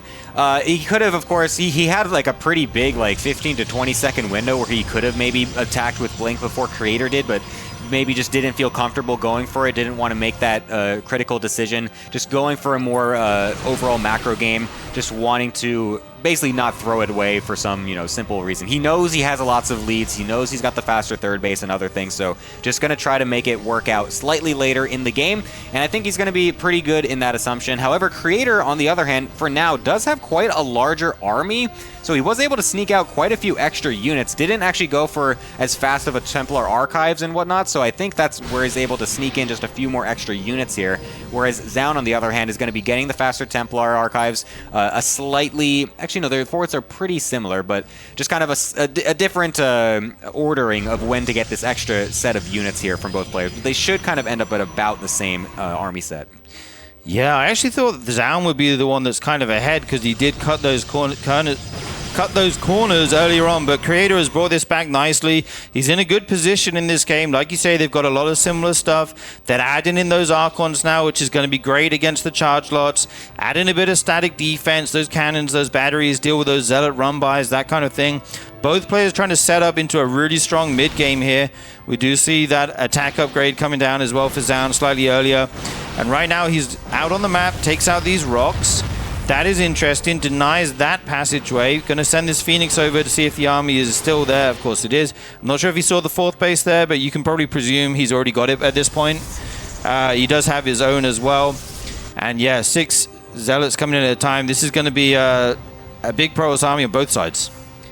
Yeah, this is interesting because, like you said, I felt like Zoun was going to have maybe a bit of an advantage coming into this mid-game based off of the earlier third base and whatnot. But again, Creator did get a faster third gateway and whatnot, so he was able to just kind of keep making units while Zoun was going for some of that other stuff. So it ended up making it so that way it kind of just evened everything out. Zoun, though, did get that faster +2, like you mentioned, which could be very critical. +2 is a massive upgrade in this matchup. It actually, basically, the way it works is that the Archon Splash becomes much more effective when you have +2 because the extra splash it's doing against the Zealots is killing it in much more shots than normal. So that's what kind of snowballs it. That's why a lot of times in years past, the matchup revolved around +2 timing attacks, essentially. And so that will be very critical to see if Zoun could find a timing when he does have +2 compared to his opponent. Yeah, and he's also thrown down another Forge now, so he's going to have not only the attack upgrade lead, but he's also going for the armor as well here. Going to be super sick. He's got some units on the right side of the map, and he's actually taken a base down in the very bottom right of the map. You may not expect that as Creator. You might not search for it. You might expect him to take The one, well, I guess the one on the left is super dangerous to take because it's kind of close to Creator's 4th, right? You have such a easy way to warp in Zealots and just send them in. So I actually like this decision from Zoun. That base will be slightly more difficult to harass, but also more difficult to defend as well. It'll take your units longer to get over there. You do, of course, have recall, you have static defense, things like that to deal with that. And right now, Zoun is kind of out on the map. We do see a run-by coming down. Does he know about that base in the bottom right? Is he going to send those Zealots through the speed zone to just take it out? That would be such a sick read if it is the case. Zoun has his own Warp Prism out on the map. Going to look for an engagement here. Goes up the ramp, doesn't go up the ramp, just takes out a couple units, backs off. Here come those Zealots, though, going to attack into these cannons and batteries. That is a lot of Zealots, actually. But now the main army of Zoun is pouncing. Yeah, this is an interesting situation because Zoun is completely surrounded by those two armies, but what he's doing essentially is just baiting this army from Creator to make it so that way his Prism, which has gone into the natural and the main base to get more damage done and force warp-ins over there before then pouncing on the attack at the front. And that's what he's going to do at this point, trying to get into this army, but the Zealots all getting funneled into the mineral line choke against 3 Archons. They're going to evaporate in that position, but now that does open up the left side as the Immortal is weakened, no defense there. But the rest of the units coming back for Creator to try and defend this. A forward blink even to try and get on top of these Archons much quicker, but that just means the Zealots are going to get on top of those Stalkers as well. So another even trade coming out, but with no Prism, because it was put in the main base for Zoun, means that Creator has the defensive advantage, will be able to warp in more and defend cleanly. Dude, I thought Creator was in a lot of trouble there with that Warp Prism going in as well as the big army at the front, but he defends beautifully. That defender's advantage, like you said, is huge. You have the shield batteries there, you have the warp-ins coming in nice and quick, and Creator now going to counterattack, sensing a bit of weakness. He is very far ahead in the army supply, more than 30 supply up right now, but his army just there on hold position, kind of interesting. I'm not sure what he's waiting for here. Okay, there, a few more units do come over with the Warp Prism. We can warp in a bunch more, and suddenly Zoun is kind of on the ropes here. I'm not sure how he's going to deal with this massive Protoss force. Tries to retake that base, but that is probably not going to be enough at this point. The Nexus already down to half HP. He decides he's got to go. He sends the Zealots in. There's so many Archons there at the front, though. 3 Archons dealing huge splash damage. Hurt all those Zealots. They have to back up. They lose the charge. They have to go in again, and Creator just has so much here. He's pushing through. Another warping comes down, trying to pick up these Archons. The Warp Prism goes down. Zoun is running out of steam right now. He's trying his best to stay in this game, but there's just too much here from Creator. Yeah, this is an excellent push coming out from Creator. GG is called in a 2-1 victory for him coming into this first PvP of the day. I loved that defense that he had. We didn't quite get the shot in the main base to see how he was able to deal with the Warp Prism up there, but it seemed like he was able to be very patient with it, get a warp in of units, be able to focus it down and deny those units. Patient enough with his units at the forward position as well. The way he baited all of those charge slots into the choke point with all of the Archons just splashing down all of them was very good, and honestly was what won him the fight, I think. If he isn't able to get that amount of splash damage onto the charge slots, they are going to be able to wrap around the rest of those units, and he would have potentially been snowballed on before the rest of his units from the main was able to regroup. So just a very good defense, having the Zealots also on the other side, killing that 4th base to secure the fact that his economy will be better after the fight as well. Just very nice mid-game from Creator. I'm so impressed with Creator's defense. Yeah. He had so many clutch defenses throughout this series, where if like one little thing goes slightly differently, he can just die. But he stayed calm under pressure. He made the right choices. His control was excellent. He didn't make any mistakes, and he's actually able to take it over Zoun. Not in what I would call a huge upset, but maybe a little bit of a surprise. I'd say maybe Zoun was slight. You could go either way, I guess. But anyway, a great result for him. He will go on into the winners match, where he's going to fight a Terran opponent, and Zoun will be going down to the losers match, where he will also fight a Terran. So we will have 2 TVPs coming up here for our next 2 games. Yes, it's going to be super sick. Anything else would also be super sick would be watch us on YouTube. I would love it if you could watch us on YouTube and subscribe, like the videos, put a comment down there, tell us how much you love RSL, tell us how much you love, I don't know, StarCraft. Just say... Tell me which is the better mirror matchup. Yes. PvP or ZVZ? I want to know, guys. Yeah, no, do a poll in chat or something. Just say, like, yeah, PvP or ZVZ. Which do you like more? Please use the recency bias of that last excellent match that we just saw to inform your decision. What match? Yeah, exactly. Yeah, tell me how many ZVZs we have this season. Yeah, exactly. So, regardless, do that. Go follow us and all that stuff, and that would be super sick. We're going to be back after just a couple minutes with the winners match to continue our RSL here. Do not go anywhere.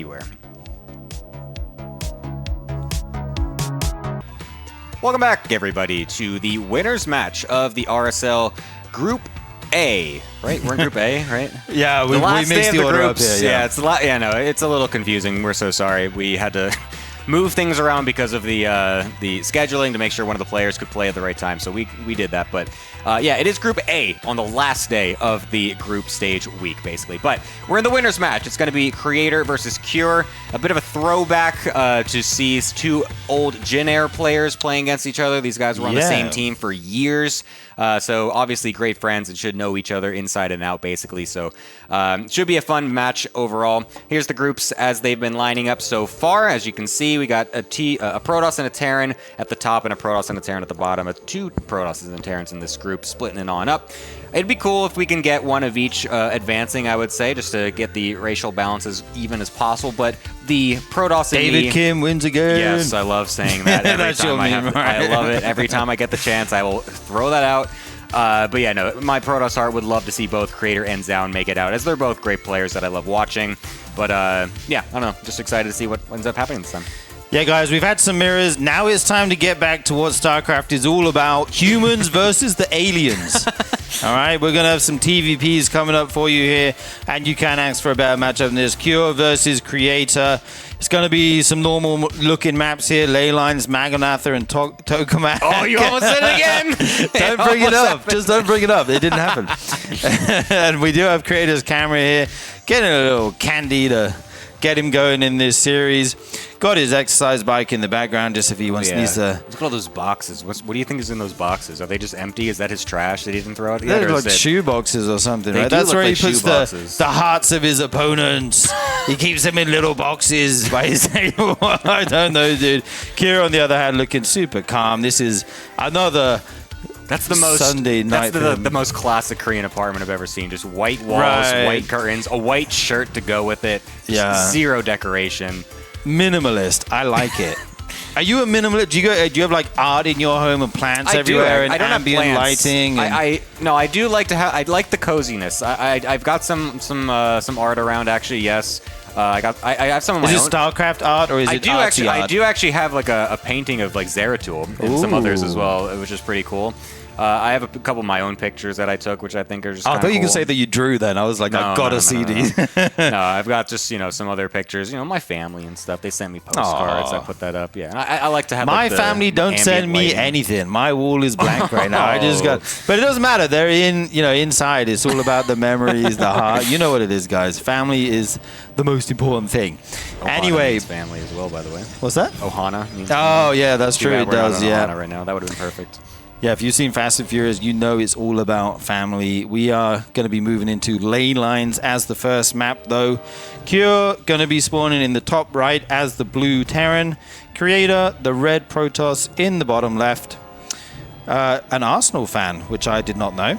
Yeah, he's wearing that Arsenal shirt. Yeah, most Koreans support Tottenham, obviously, as Sonic Min plays there, but... well, he moved recently, right? He's in a different team now? He's going to America, isn't he, I think? Going to the MLS, Okay. Get his bag before he retires. Good for him. No, it's good for him. It's great. He's a legend at Tottenham. He's been there for many, many years. No one could say anything bad word about him. He's a club legend. But moving away from football, back to the StarCraft. Yeah, who gives a crap about football? Well, clearly Creator, which is why we brought it up. But all my students mention it as well. They just love Zoun. They just keep talking about him all the time. They're like, teacher, what do you know about this guy? I was like, I don't watch soccer, guys. I don't know what you're talking about. I play StarCraft. Yeah, he's like the Korean pride when it comes to football, though, isn't he? Very, very famous here. Anyway, we do see this probe being annoying, gonna block the CC just for a moment here. The second STV will come down, try to get some damage on this probe. You're not going to lose it, just send it away. Delays it for a moment there, that's nice. Going to try and get away. Oh, actually going to die in again. The Reaper will be out soon though, so he'll have to leave. On the back of this, Creator is going to be going for his Nexus after the core. Very normal beginnings here. Yeah, I'm curious what we're going to get from Cure, as Creator's likely going to just be going for the normal Sentry after the Stalker into the Twilight, which has been so standard as of late, but it's been onto the Terrans essentially to do some kind of weird stuff and maybe put a wrench in everything. And so we'll see what ends up happening. As a fast shield battery even getting put down by Creator just to be as safe as possible. Even though he didn't scout a double gas opener, which is when you normally go for that super fast shield battery, he's just going for it anyways, knowing he's going to be opening Sentry. Just wants to, again, play very safe. It feels similar to that last series. It feels like he just has his builds that he wants to do, that he knows are strong if he executes them properly, and doesn't want to maybe do slight alterations here and there to make it so that way he gets like little tiny advantages. He just wants to play his game and just be as comfortable as possible.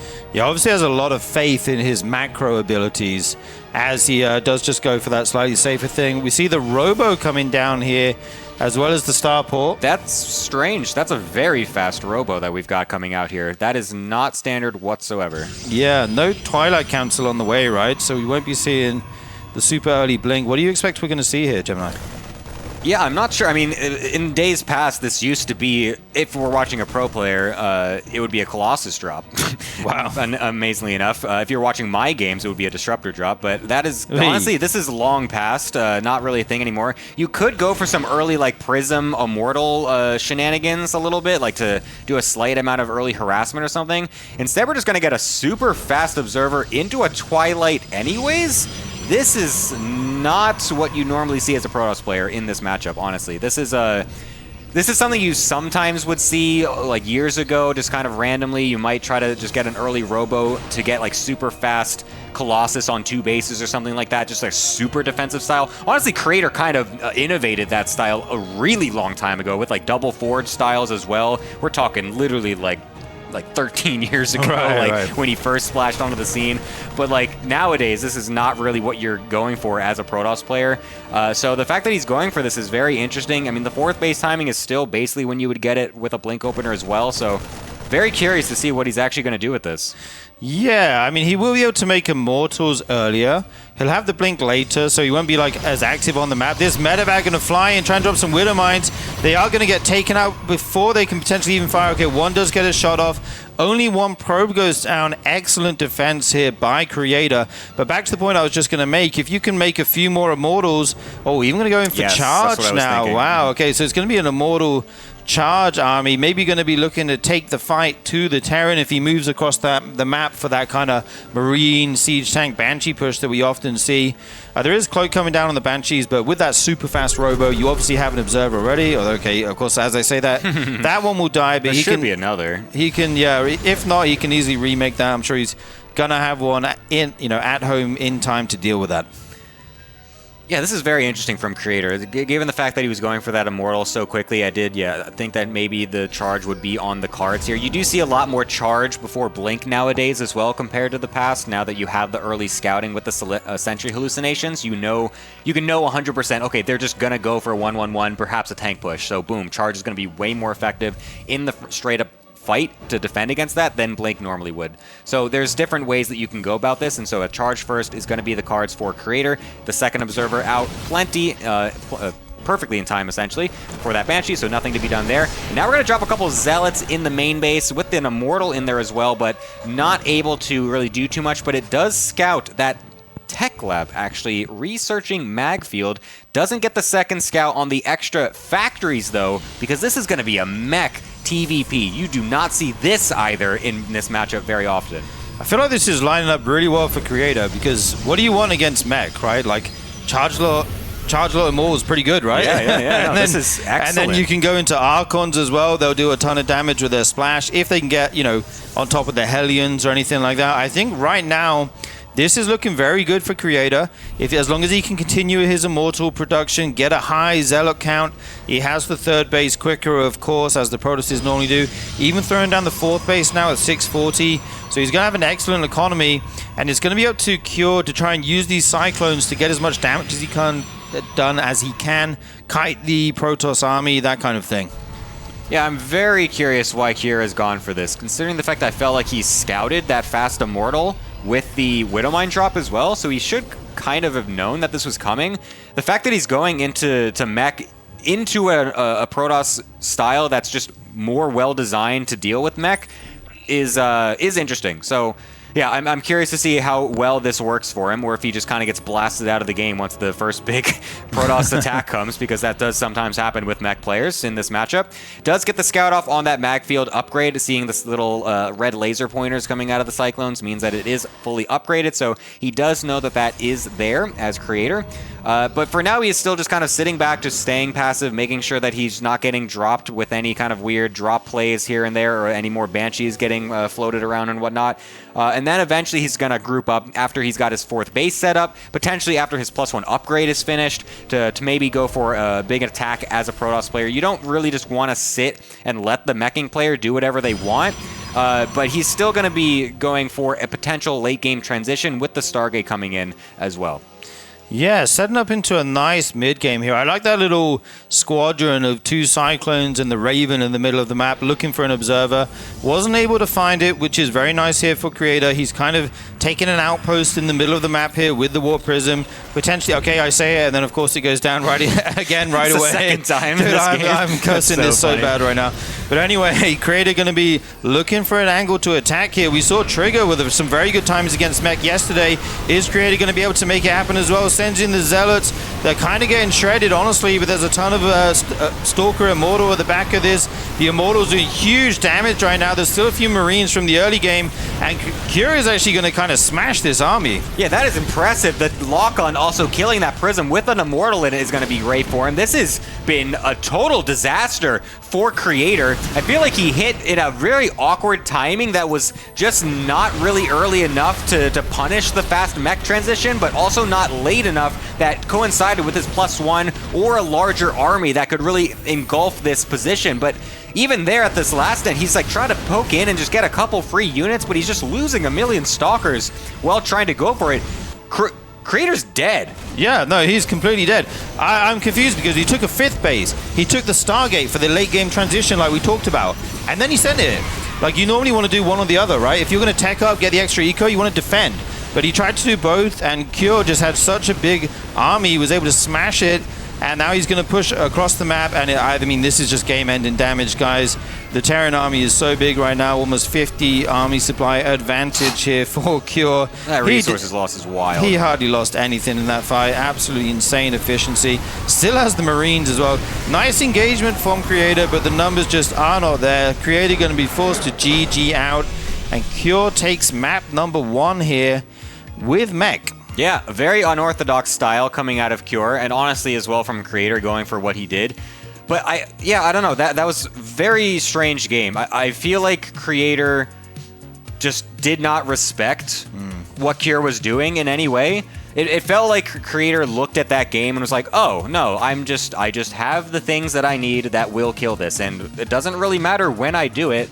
I'll just do it. I'll do everything that a Protoss does against mech. I'll get faster bases. I'll get charge lots of Mortals and Archons, and yeah, I'll just attack at some point, and he's gonna lose. And then he goes through the attack in just this weird timing in between all of that, while also still trying to tech transition into what would eventually be Carriers or Tempest. And it's like, I don't know, it just fell on its face. Nothing actually happened with that attack. It was very strange. Yeah, split a little bit too much between the offense and the defense there, you know. Didn't end up working out for him in game number 1. I kind of feel like he would have been good if he took the 5th and just kept making Zealot immortal. Yeah, no. You have to lean into one of the things. He was doing everything. Right. It's like, if we look back to yesterday with Trigger's match, when he had identified the fast mech transition coming out of, I believe it was Gumiho, he cancels his Storm, he goes and cuts all of his probes at 3 base saturation and just goes full on into an army that will just kill the Terran's army, which it did, and it just completely won the game. Whereas Creator, he was setting himself up for that, but then also going for these fast expansions and all this extra tech, and just did everything. So you have to lean into one or the other. Go for the super fast decisive attack, or just keep staying back passively and go for super fast tech. Absolutely. Meanwhile, Cure did everything as well as he could. He brought the mech out, and he got it done in the first game. Curious if he will go for that again. Obviously, you can play, you know, both styles, bio and mech. He has a ton of builds. Super versatile. He's just really known for, like, well, actually, I say that. He's normally known for, like, picking a build and perfecting it, right? Like, playing it, like, a million times and just executing it at, like, a 10 out of 10 and it being super impossible to stop. But he can play a few styles, of course. I like that he brought out something slightly different. That's cool. The map will be Maganatha here. Creator going to be spawning as the red Protoss in the bottom right, and in the top left it will be the blue Terran Cure.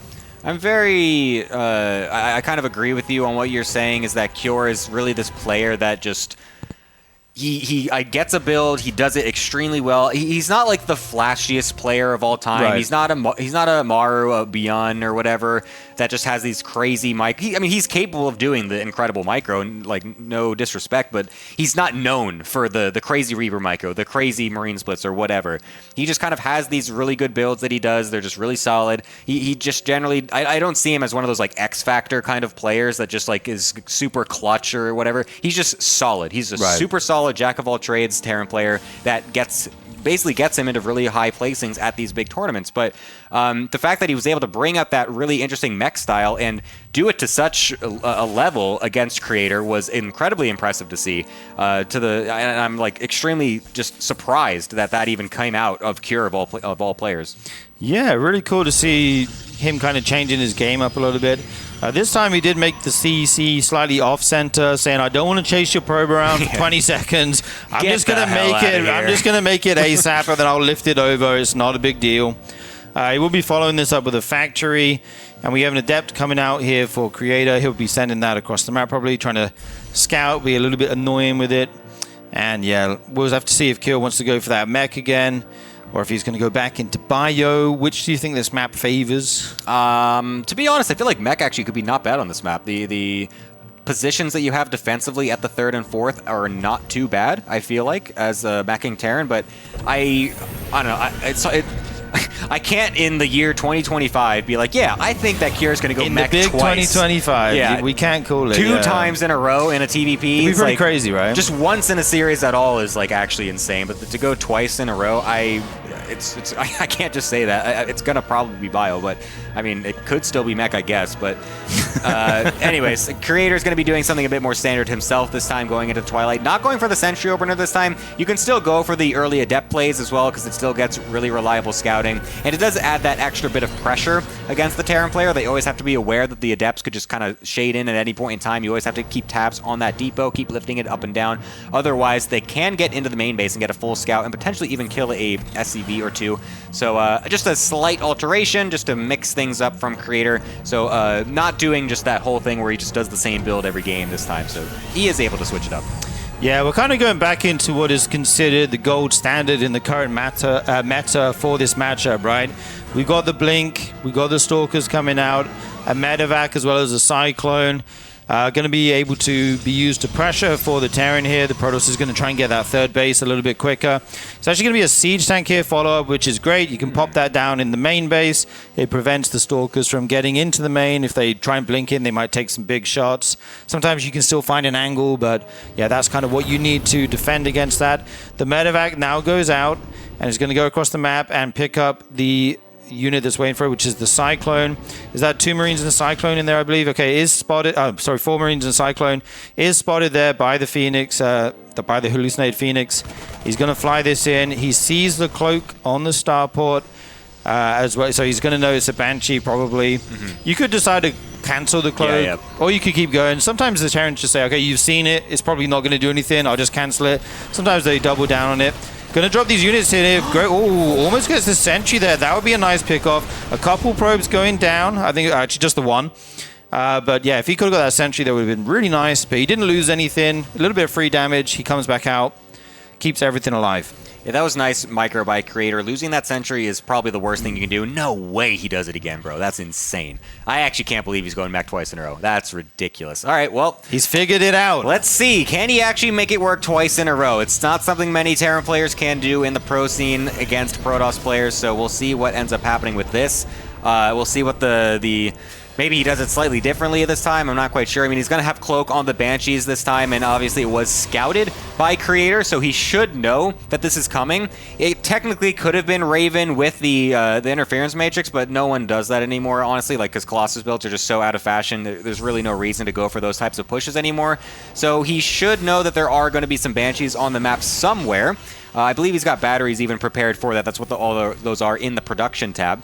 But will he actually get this scout off early enough that it is yet again going to be mech? Because you need to see that transition coming as soon as possible so that way you don't react in the wrong way. Because if you get stuck in a different tech path that you don't want against mech, you can get caught with your pants down very easily.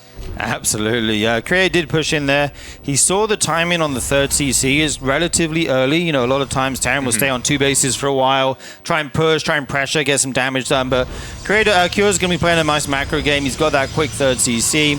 He's going into the mech, as we discussed. He's getting the blue flame. He's getting the Cyclone upgrade, getting his armor, checking all the boxes here, adding on a factory or two.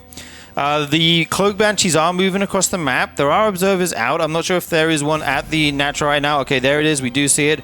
Only one Stalker there for the moment. He'll have to bring another few over to deal with this. Kira actually not going to dive in right away. That's kind of interesting that he's moving the Banshees like this. Maybe looking for something transfer in from the natural. No, there's more Stalkers over here. Don't go there. There is. Yeah, he actually had a good angle the first time, but he's still managing to get some damage done. The Stalker's AFK right now. We're going to wake up and chase these Banshees out of there, but 5 probes going down already. Yeah, that's actually really nice, and that allows him now to move over to this natural, which only did have that one Stalker. Blink forward will be able to deny one of the Banshees. Actually, the second as well. Wow. Nice recovery from Creator to be able to kill both of them, but 8 probes at this point in the game still is not what you want as the Protoss, so there's still some pretty good damage from Cure. Yeah, Kira actually ahead in the work account here, which is... with a faster third CC as well. Right, which as a Protoss player is not what you want to see.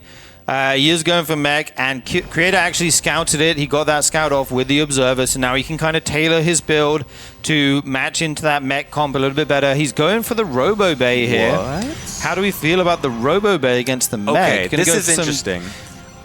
So, because normally you don't want this versus mech, because it's just not good. Colossi are useless, generally. Disruptors, they're not good in some situations, but this situation, I think the Disruptors is what he might be going for, because last game he realized the style of mech that Cure was going for was very Hellbat focused, very Hellbats and Cyclones, where that is actually very easy to get shots off with Disruptors. Disruptors can be very strong against them because they're just really big units. They're very slow. They're hard to move around, and so I would not be surprised. He could still go Colossus as well, and I think that's that's the pro move. I think they still like their Colossi because they're just generally higher range. I would be looking at this and being like, yo, it's Disruptor time. Let's kill all these Hellbats and Cyclones. They don't do anything, and then we can get on top of the tanks later. But regardless, it is going to be that type of switch, because if it is mostly Hellbat Cyclone focused, then that type of splash is actually quite good. If it's more tank focused mech, then the Robo units become very bad, other than the Immortals, of course. Yeah, right now it is going to be mostly Cyclones and Hellions, as you talked about. So those Colossus will be potentially effective. We'll have to see. He's going for a lot of upgrades behind this, getting his attack, getting his armor, and throwing down a few cannons as well just to bolster the defenses. Going to pick off a Hellion there. That's always nice. Might be able to get another unit or two. Got to be careful, though. You don't get locked on by the Cyclones. Actually able to pick one off. And a siege tank, potentially, before it sieges. Very nice Stalker control here from Creator. But, like, nothing's really happened, and he's down, like, 20 army supply. I'm getting a little bit worried here. The Colossus are coming out 2 at a time, though. They deal huge splash damage, obviously. We have no Vikings on the field. He's going to be relying on the tanks and Cyclones to deal with those. We'll have to see how that goes. Yeah, killing that one tank was actually very critical. The fact that there's only 2 on the map right now means that these Colossi, once they get out, can be extremely good. But this army, this is why I'm saying Disruptors might have... Look, you can't split this army against Disruptor shots. Those Hellbats are going to be so useless. The Colossi, not with range yet, means they're actually too close to the fight. Still going to get targeted, but luckily those units get killed off before the Colossi is able to die. We'll be able to move everything back, try to recoup a little bit as Creator. That was a decent first engagement, considering how large this army from Cure was from the start. The force fields were excellent to keep all those units focused up at the front, to let the charge lots get on top of them. This position is so awkward, though, with the tanks behind this high ground position. 3 Colossi are going to be very good. The Zealots on the left-hand side dealt with very quickly, meaning the flank is no longer a threat. And now the Prism Micro is going to be needed to be able to keep these Colossi alive versus this insane mech army. I don't think it's actually going to be enough, because this is just so many units coming out of nowhere by Cure from that super fast third base. Creator is falling apart to mech twice in a row. Cure finding his way into the playoffs. What a game by Cure. Looks like he's decided that this is the composition he thinks works best in this matchup and making a very good case for it. It looks super strong there in both games. Cure actually Creator tried 2 different approaches in both games. The first game is kind of the more standard response, right? Go for charge lots, go for the Immortals, that kind of thing. The second game, he goes for the Colossus, and it feels like they fell a little bit flat. Mm-hmm. But I think that's kind of because, like you said, he hit the timing before range. Yeah. So that first Colossus walked in and just died pretty much instantly to Cyclones.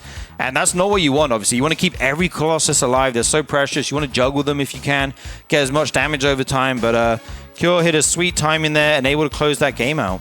Yeah, generally you also want to have it so that way your Colossi are out before they're across the map, because since they have such a range advantage, that's why they're so good against the Cyclone, Hellion, Battle Mech style, because they are generally faster units, but since you have such long range with the upgraded Colossi, you can just kind of do the dance back and forth and push them back. They're zoning tools. Right. And so you can, it's just the same way as like Blink Stalkers against an early bio push, you're able to shave off the units as they walk across the map. It's the same idea with the Colossus. So you slow the army down, you pick off things here and there, zone it away to buy yourself more time. The fact that the Colossi were coming out when the push was already fully set up at Creator's third base, and the fact that there was no range done either, meant that they were essentially just dead weights. Right, yeah. When you're at the third base kind of trapped in there, you can't zone at all, because then he just kills all your workers in the base, right? So, yeah, like you said, he didn't have the space he needed to get, those shots off and zone as much as he could. But, yeah, I really like the style we saw out of Cure there. I wonder if we'll kind of see more Terrans pick that up, start to run with it. There's a lot of different, drop timings. A lot of people going for Widowmine drops and stuff like that, but I think that style looks super strong. So I'm curious if we'll see that much more again. We'll have to see in the future. Here we go, guys. We have the RSL merchandise. If you want to look like Tasteless, you can pick up one of the RSL t-shirts. You can drink your liquids, as someone said yesterday, in the RSL mug. Beautiful for a cup of tea or coffee, whatever your beverage of choice is. Or Terran Tears. Terran Tears, yes. Although not if you're a creator, but true. Yeah, we also have the hoodie, perfect to lounge around the house and get some games in. And then the pins, Gemini. The special pins for your punk rock needs. Yes. Get them on your cool jackets, get them on your cool backpacks, all that good stuff. Be sure to pick those up if you do want. You get a discount as well if you are a Patreon member, which is also cool. But we are going to be going on a little bit of a break for now to go into our losers match after this. Don't go anywhere. We'll be right back.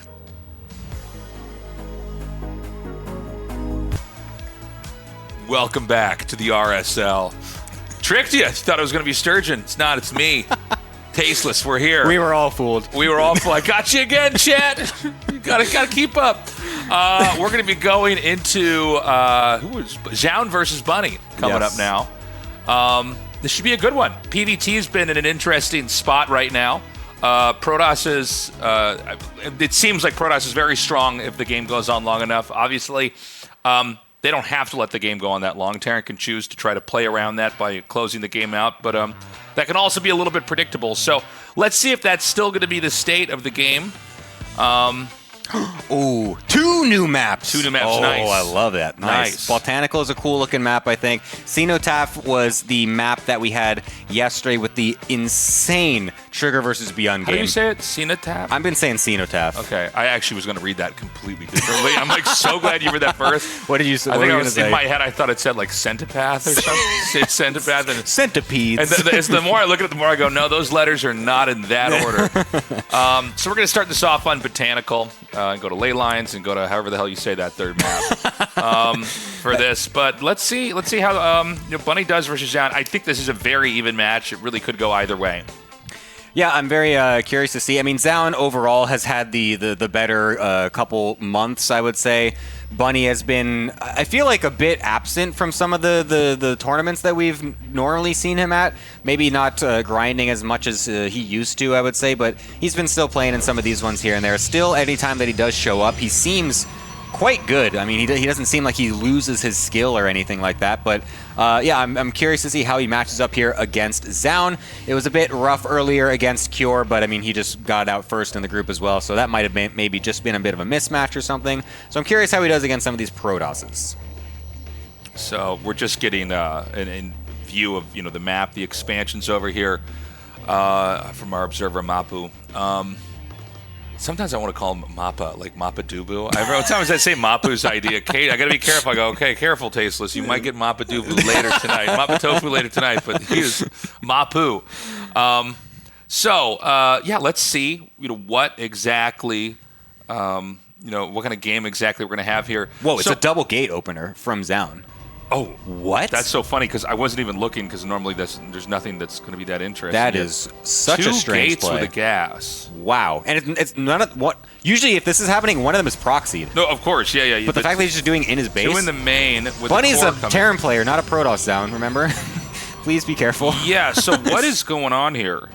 We might have to wait a minute and let the build play out, but yeah, this is gonna be. I mean, I think he's gonna make a zealot initially, perhaps to send that. He's just gonna rally it across, and then he's gonna reinforce it with either stalkers or adepts. If you go for command center first, would it ever make sense to make a zealot? These people that go CC first cheese. It's like econ cheese, basically. It's so rare though to go for it. So I think that's just not even a factor. I feel like there's so few Terrans. It's more common in TVZ, I would say, to go for that than TVP at the moment. But it is just going to be adepts, double adept. This is wild coming out of Zoun. You don't see this. This is a very strange opener. I'm going to just say it. Sometimes Parting used to do something like this years ago with a proxied gateway, where he would just send a bunch of adepts at a really weird timing and just kind of bust through a Terran player and shade past them. This time it's going to be 2 adepts followed by some stalkers. I'm very curious what this is going to lead to. Oh, it doesn't get scouted either, and he kills it! Oh my god, what an opener!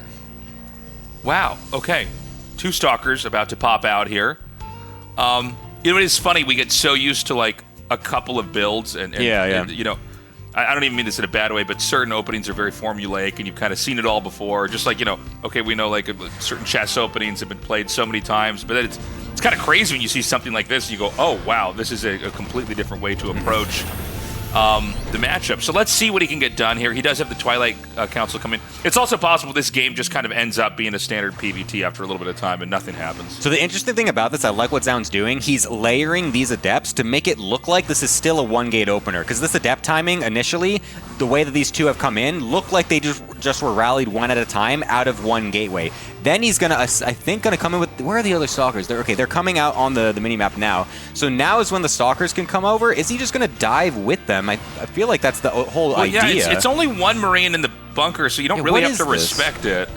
He's just using the double adept, and then the 2 stalkers are just chilling. I don't get it.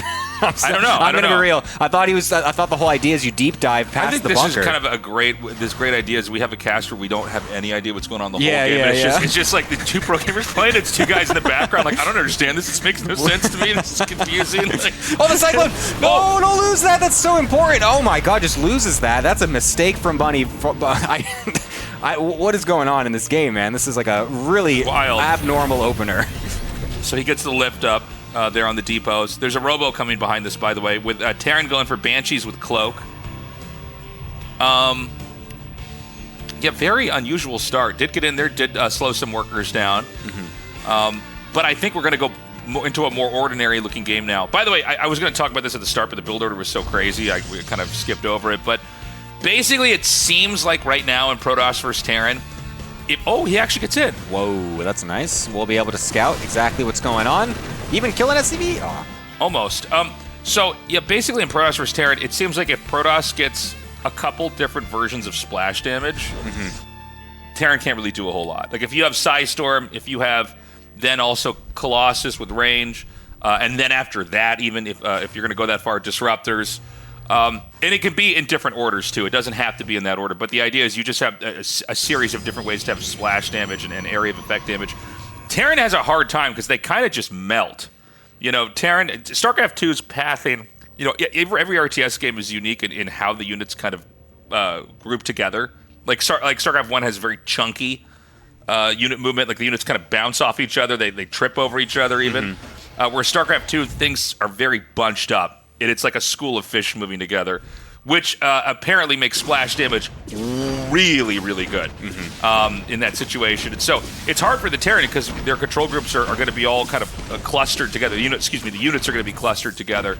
And it doesn't seem like right now Terrans have that much of a response to it either. I don't know if that's the way the game's going to be for a long time. I don't know if and when the next patch will be in the game.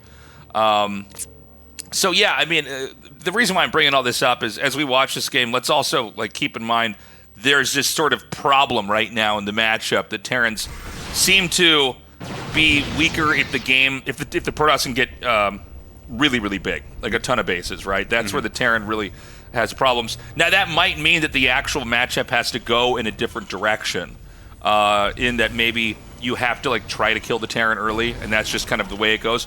Or we actually have in this game, he's going to go for mech. Yeah, I mean, this might be the response. This might be the answer to that. I mean, we had it last series. We're somehow having it again. Apparently, this has been making the rounds on the Korean ladder or something, because this is the second series in a row now where we have mech coming out a slightly different way this time. He's actually going for speed Banshees, of all things. So he will have the speed upgrade for Banshees. How many of those does he actually have, though, is the question. I feel like he lost one of them on the map.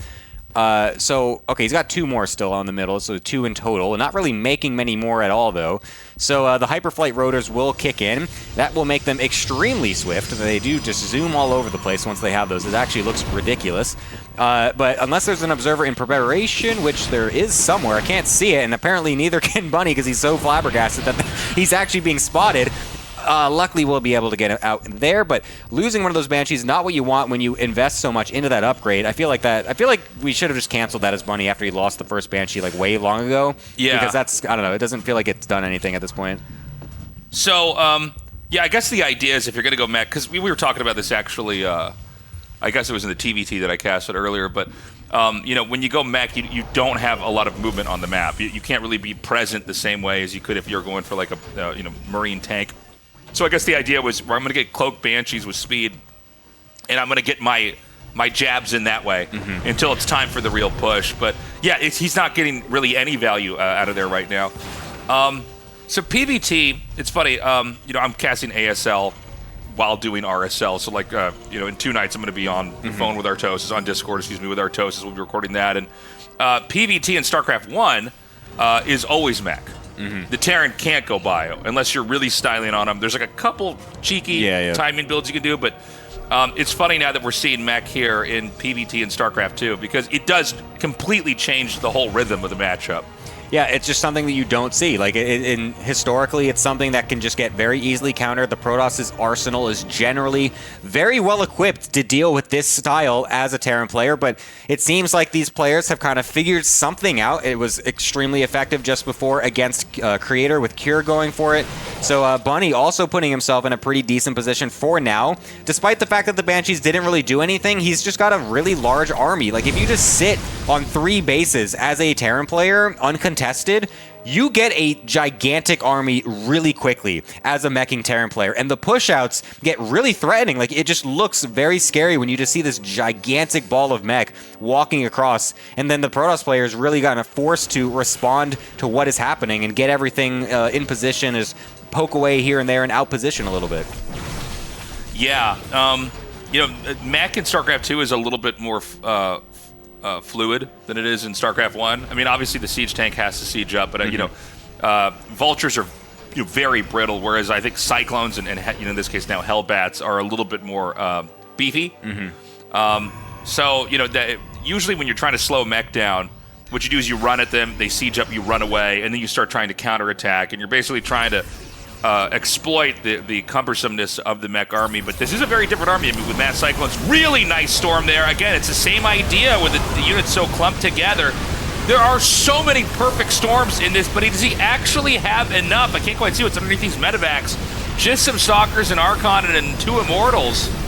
I actually love the way that Bunny went about this. He actually baited out all those storms initially and then kept all of his Hellbats in the medevacs and dropped them afterwards. Oh, yeah, you're right. He was still able to defend the attack, it seems like. Zoun still pushing forward, as Bunny, a lot of his units are on the reinforcements, so he just wants to keep everything together. But there was actually a good chance right there that Bunny just gets wiped with all those storms blanketing the army, but so many of them went off on the tanks, went off on the Cyclones. The Hellbats, which are more susceptible to the storms, were able to dodge them and then get right into the back line afterwards to get good damage done. So a very interesting engagement that, again, you don't normally see in this matchup. The boosted Hellbats with the medevacs as well is something you normally saw sometimes in the mech TVTs, not really in this matchup. So a very interesting situation we have going here. Yeah, kind of a crazy exchange we had there in the middle of the map. Bunny's already about to max out again. It's kind of funny to see the Protoss actually down in supply. Yeah. After an interaction like that, you know, you would imagine that they would just have warped in a whole new army from that. And so, even though it's Bunny who's got the higher supply, it's Zoun who's out on the map eyeing for a possible attack. Kind of hard to hit the Terran right now. There doesn't seem to be any spot on the map that would be convenient to try to attack into. But I think we're going to see Bunny push out again in a little bit here. I think he's just trying to take this forward fourth base position. I think this map is actually quite nice for this meching style because there are a lot of high ground bases.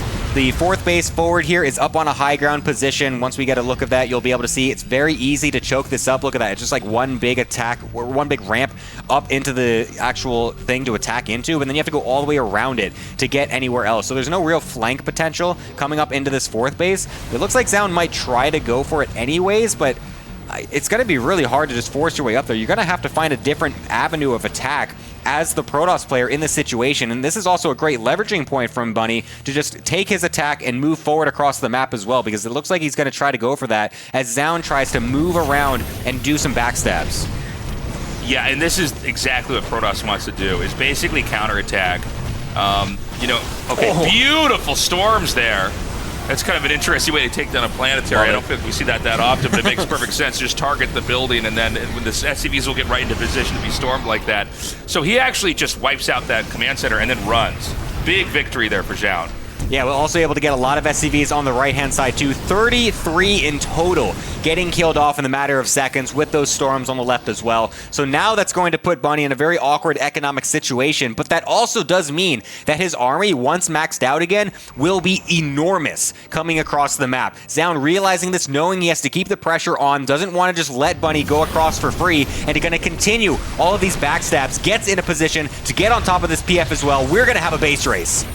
Yeah, I think that right now momentum's really on the Protoss' side, though. There's more bases for Protoss that they can afford to lose right now. Terran is actually getting hit so hard that you can see Bunny's fleeing into his main, and he's going to try to just turtle up there. Now, I don't know if Protoss wants to just keep going here, or do you turn around? Because right now, you know, Bunny basically just has his starting position.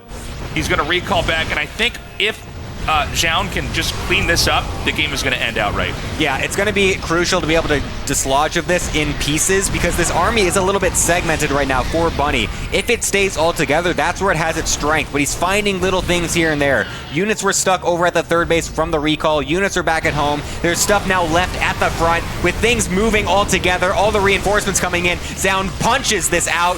Feedbacks to the medevacs even, which are holding the Hellbats inside. Not something you normally see, but now this is looking very good for Zoun. He's kept so many of his bases set up, so many of his probes still alive, and his army is looking extremely good. Yeah, I think there's no way that Bunny could win this. We're going to have this final battle up here, and Terran might actually win some of this fight. No, hold on, there's Zealots coming down here as well. But I gotta say, Zoun played a world-class PvT. Again, this is kind of a new concept that we're seeing, is instead of the normal unit compositions Terran are going for mech, creating a very, very different looking PvT. Yeah, that was very interesting. Not, again, something we normally see. We're getting a bit of a shift, it seems like, in these Korean TVPs, where they are favoring this mech style, trying to use this as a way to combat what has been, the last month or two, a very Protoss-dominated matchup. And it's very interesting. We saw it work very well against Crater. Now we see Zoun completely dismantling it, essentially. Finding the weak points, knowing how to react, taking a much more map presence approach, whereas Crater was just kind of sitting back and just kind of assuming that he would just win the game, I guess, with his transitions, but they just weren't working. It plays a lot like a StarCraft I PvT. Yeah, you basically, you never want to fully engage with the mech army if it can be avoided. Which is, it's pretty hard to do because there's moments where they're weak and you can pick stuff up, but if you overextend into their army, you're just going to lose. So what Zoun does is whenever Bunny leaves his base, he just runs around and tries to get a kill, and then when the Terran comes back to try to fight, you just leave again. And then behind all that, what you're doing is you're just putting nexuses everywhere. And then eventually the Terran has to do something, so then they, in that game, he finally moves out. He says, okay, I'm just going to attack you. And then the counterattack comes in, and by then the Protoss is too big. Terran was on 3 bases when the game was about to end there, and I mean, everything got wiped out so fast. then you just go back. Even if you have 1 or 2 Nexuses that you've saved, you won the game. Yeah. I mean, he didn't even lose any of his Nexuses, which was the other crazy thing. He lost some probes, but that third base Nexus also not even able to get killed. So I like that Bunny is playing from his apartment while Zoun is playing from the end of time and space. He's inside of a black hole. Yeah, he's wherever time ended. He's just you can like see like he's like clipping around the sides of his head as well. It's like he's really just the signal is reaching as far out as possible. I guess that's I guess everybody's webcam can do that now. You can basically just turn off the background. It's like a pseudo green screen effect. Yeah. That sort of works okay. It kind of works. Like it's definitely it's going to look better in the future. Yeah. Look, I like the way that it kind of takes his earphones out as well sometimes. So it just looks like he has no wait ears. a minute, Zoun's not really here. He was edited into this. This looks like a bad Photoshop job of me from middle school or something. Yeah, exactly. Why does Zoun look like he was cut out of a magazine? Yeah, I literally taped in here. Oh my god. Anyways, we're gonna go to game 2. Bunny, it's not looking good for him so far. From that game 1. The mech was handled. I wonder when I see games like that, is Terran just supposed to ignore the counterattacks? I don't know, because it's hard, obviously, because if you're not already moved across the map very far, it takes so long to get across with the slow mech army that by the time you'll get there, the harassment just destroys everything, and you haven't touched the Protoss side of the map at all yet. So it hit at the perfect time that game, the first time when Zoun did it, because he was just not Bunny. That is not in a position to go across the map. He had to respond by just walking back and defending. So yeah, it was quite difficult. I just think that was just really good play by Zoun to just really manipulate how Bunny was playing that.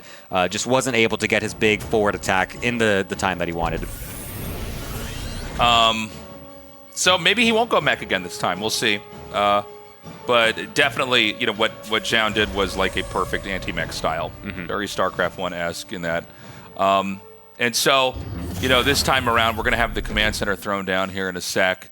But we don't know exactly what kind of game this is going to be. It's obviously, fast tech with... God, that probe's really doing work. Okay, finally does get the CC started here. That's a 5-second delay, not bad at all. So, the idea that we saw, I guess this was more RSL Season 1, and I think we had a little bit of it at EWC, is this idea of like, okay, well, let's just take all the SCVs and do an all-in. That was something people were trying. And it was actually backfiring pretty bad. Yeah. Because I think it was Classic specifically would get Storm on 2 bases.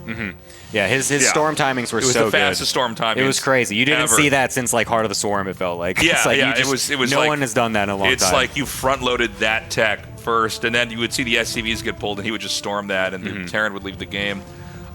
So... I don't know what the answer is. Or maybe there's not an answer. I don't know. You know what I mean? The answer is play as good as Cure did. Yeah. The answer is be Cure. Yeah. But this is going to be the quick expand coming up here. And I think Zoun's going to be filled with confidence after that last game. Yeah, for sure. He's going to go for the early sentry play as well, which has been so standard, just to double check, knowing that Bunny went for something pretty weird last game. To be fair, he went for something weird that game too. I mean, that double gate opener we kind of forgot about was the way that game started, which didn't really do what we thought it was going to. Like the double adept walked in, did essentially what 2 adepts would have done off of a 1 gate opener anyways. Yeah. And then the stalkers, I guess, killed that cyclone that was forgotten about, which really shouldn't have happened anyway, because that was just Bunny not looking and just didn't react in time. So yeah, that build from Zoun, I'm still wondering what the actual purpose of it was, because he didn't really dive in with the stalkers or anything and didn't seem like he was doing anything. But regardless, he's going to go back to standard this time, go for the early sentries, scout exactly what's happening, Cyclone out very early to be able to deny that scout, which is very good, generally what a lot of the Terran players like to go for now. And we do have the extra barracks coming in, which is a bit more like we normally would see. Yeah. So quiet start here. This is going to be just, the Robo coming here. The Blink is about to finish. I thought when we saw the Twilight Council, maybe this was going to be like the Storm we were talking about with Classic, but I guess that's not as popular. And so in this game, we've got the 1/1/1 opening, so he's going to send out the Cyclone and the Marines and try to get damage that way. And Protoss has to be pretty careful here, because if you miscontrol this, I mean, a Cyclone can punish so much. If you It's probably, if you're like a new player and you're against somebody good, the Cyclone must be the most frustrating thing ever. Yeah. Because they don't really need to do insane. Like, it locks on automatically and then shoots while it's moving. So you just see them moving back and forth. You can't get on top of it. You're just like, oh my god, like this guy is sick. How do I even do that? This is a madman. How's he doing that? And you look at it from his end. It's like, oh, it's He's like, release. I click here and then I click over there. Eating a hamburger at the same time. He's just clicking back and forth. He's the guy from South Park, like the hacker guy from the World of Warcraft episode. He's just clicking the Cyclone back and forth. Yeah. For how impressive it is when you see it done, or I mean, from the observer perspective, you actually go, no, that's actually pretty easy. Anybody can do that. It's going to be 4-gate blink this time, by the way. Lots of gateways coming in. Oh, never mind. He's going for a fast Templar. Never mind. Ignore me. Sorry. Go ahead, Tasteless. It's like, well, now it's my turn. I'll say something wrong. I'm like, oh, he's going to attack at a carriers. Never mind. He doesn't have a Stargate, so I guess that's not going to happen. So the push is going to come out, but I think that Protoss might be able to beat this. But, it's the idea we're talking about, right at the start of this game, actually, is that, okay, well, like, mech didn't work because he gets to control too much of the map. That takes too long to kick in. Let's try a really sharp timing push. And this isn't an all-in. I was talking about SCVs being pulled. This is to repair. Oh, never mind. More SCVs. We did it! Oh, never mind. It's an all-in. Your wrong never mind. I think his opponent's Zerg. Nope, no, he's not. It's a PvT. No Zergs in this whole group today. The counterattack is such a good idea. Yeah, I do like that. I thought these were going to be running from behind and trying to get this. So let's see how this pans out. Yeah, the 4 Stalkers enough to one-shot SCVs is enough you need to do, and then he's going to be able to just recall them back to recoup for the actual main attack. 1 stim forced already. Kind of far away from the actual engagement, so nicely done from Zoun to force that out for now, force the sieges up. The forward gateway will get picked off for now, but we're going to still have a good amount of production coming in as Zoun to be able to defend against this. The unfortunate thing is that he is now stuck in his base. He's going to need to move his Stalkers up into the main base and blink out, which is exactly what he's going to do at this point to get any sort of flank, and it's going to be waiting for charge to finish as well. You need charge to be able to defend against this, but look at this crazy bunker line that we have set up. Do you not want to fill the bunkers up if charge is there? Do you know what I'm saying? Do you want to use it like a one? I've seen this before. I think both are fine. I think it doesn't. I think it's not the biggest thing to worry about. I think you just need to make sure you have the wall set up at all, which is what's going to happen here. The Stalkers coming in on the flank as well, trying to bust through the front. We'll be able to blink forward onto some of these tanks as well, but the army from Bunny continues to be so strong. The tanks cannot get focused down in time. 2 of them still alive. This is looking awful for Zoun. Yeah, the tanks were just far away enough. You couldn't quite get anything done. Now, Terran has to finish this off. It's not over yet, but it's starting to look pretty dire. There's just not enough of anything Protoss to really deal with the infantry that are being healed. And he didn't evacuate the probes in time, so there's just going to be a mass execution in the back of this base. Firing squad. Yeah. That is brutal. Yeah, no, this is looking really hopeless here for Zoun. The idea was very nice with what he was going for, but just the fact that Bunny got that wall set up really set it down, where it's so difficult for Zoun to really punch on through. A forward mule! Look at that, a little bit of Manor Mule action coming out of Bunny as well, saying, get out of this game, you are dead AF, and that is going to be that, it looks like, because there's nothing here. GG is called. Yeah, Bunny will be tying this up. I do wonder in that game if the counterattack was the biggest mistake for Protoss.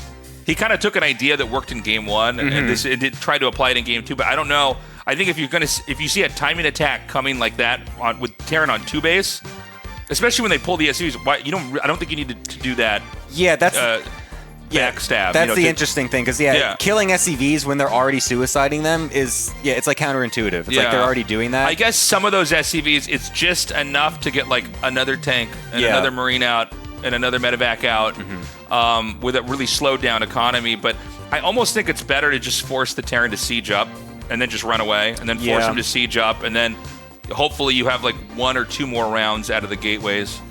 Yeah, it's interesting because the idea is sound. I think what Zoun was expecting was just that once he recalled to get everything back, I think he expected that first engagement to go better than it did. Yeah. Because he lost all of his steam at that point. Because if you recall the Stalkers, like I said, that means you are forced now into your second base. You have to blink around to get any sort of flank going, and you need a flank to be able to dislodge of an attack like that kind of a siege position. And so I think he was really banking on that actual first engagement after the recall to hinder the army so much that it wouldn't really have mattered too much if the wall gets up or if his charge is a couple seconds later. So I think it's just a slight miscalculation from Zoun and just a very decisive punish by Bunny. Excuse me. Yeah, great game. Well, Bunny's idea worked. Is it going to be too predictable if he does something like that again? Perhaps. I think it's just also a situation where it's like, if it worked, to do it again. Don't fix what's not broken. Yeah, yeah. Kind of an idea. Yeah, just try to squeeze it out just one more time here. Okay, guys, we're going to go on to our final map. We're going to find out who is eliminated and who goes on to the next match here in Group A of the RSL. Bunny in the top left and Zoun in the bottom right. Yeah, we got our second new map of the series, Cenotaph. This was an absolute banger of a map yesterday, like I was mentioning before, Trigger versus Beyond. Please go watch that match because it was actually quite it might have been the game of the year for me. Like, it was just absolutely ridiculous. One of the most unique PvTs you probably will ever see. So I would very much recommend that. But now we are going to be having it yet again in this Bunny versus Zoun series. So let's see if it can live up to that type of hype. I'm not expecting it to, but hopefully it at least still has some very interesting stuff. Because I think this map is actually quite cool. There's a lot of interesting things about it. There's a lot of like crazy rock formations all over the place that you can like kill rocks in kind of weird positions that you normally wouldn't, that kind of make little like half walls and stuff like that around the third bases and stuff like that to kind of use to choke things up. It's kind of interesting. There's lots of interesting things on this map. I'm glad we have a map like this. This is truly, this is why I feel like RTS games are so much better than a lot of the other games that are out there, is that we can keep creating new environments that then shift the whole way that we look at the game. Yeah. And so, yeah, I mean, this map is a very welcome addition. We have a scout coming in here right away to see what the Terran's up to. Nothing too crazy here, just building up as normal. It's going to be a Marine first, though, interestingly enough, from Bunny. So no Reaper opener is what's normally standard. So that fast Marine could mean a couple things. Could be just for saving gas for a much faster tech transition. It could even be a 3-Rax, but I would be very surprised in that. 3-Raxes have been kind of out of favor for quite a while now. Generally kind of figured out from the Protoss side. Could still be just kind of a nice pocket build, but no, it's going to be the factory coming on in nice and quickly. So that will be a good alteration here from Bunny to just try to get as much tech out as possible. Going to be the Adept first instead of the Sentry coming out from Zoun. Yeah. So a bit of a switch up there too. Yeah, both of them playing a little bit off-brand, what normal openings would be. And yeah, I mean, we're going to wait, and I think pretty quickly, we're probably going to be looking at this game mostly from Bunny's perspective, because we need to see, is he going to do something that's going to try to end the game, like he did effectively in the last game. And I kind of agree with you. Like, I can't imagine he's going to go back into mech. No way. Like. yeah, or just like try to like get up to 4 or 5 bases. I think that, and there's more than one way to do an all-in. There's tons of different variations of different all-ins. So maybe he wants to try something a little bit different, something a little bit sooner, maybe. Yeah, I just that's also kind of on brand, I think, for Bunny. He's never been that player that I look at and think, this is the 4 or 5 late game mass macro player or whatever. That's a crazy snipe on that. That's actually ridiculous. You don't see this so often either. That's like so rare you get that nowadays. The building's 99% complete and he kills the worker and there's nothing to come down and help it. That's so brutal. But yeah, no, I think it's very on brand for Bunny to go for these very early timing attacks. That's generally how he's built his career overall, especially in TVZ. I remember just so many 8-Rax builds of him just going down with huge Marine tank all-ins and stuff like that. So not too surprised if he goes for something again like that here. So, let's remember that, if this game is going to be one of these games where we might have, nice scout in there with the Adepts. If this is going to be a game that's going to be won with Bunny on a sharp timing attack, even little stuff like killing that SCV that was making the command center does slow everything else down that comes from that.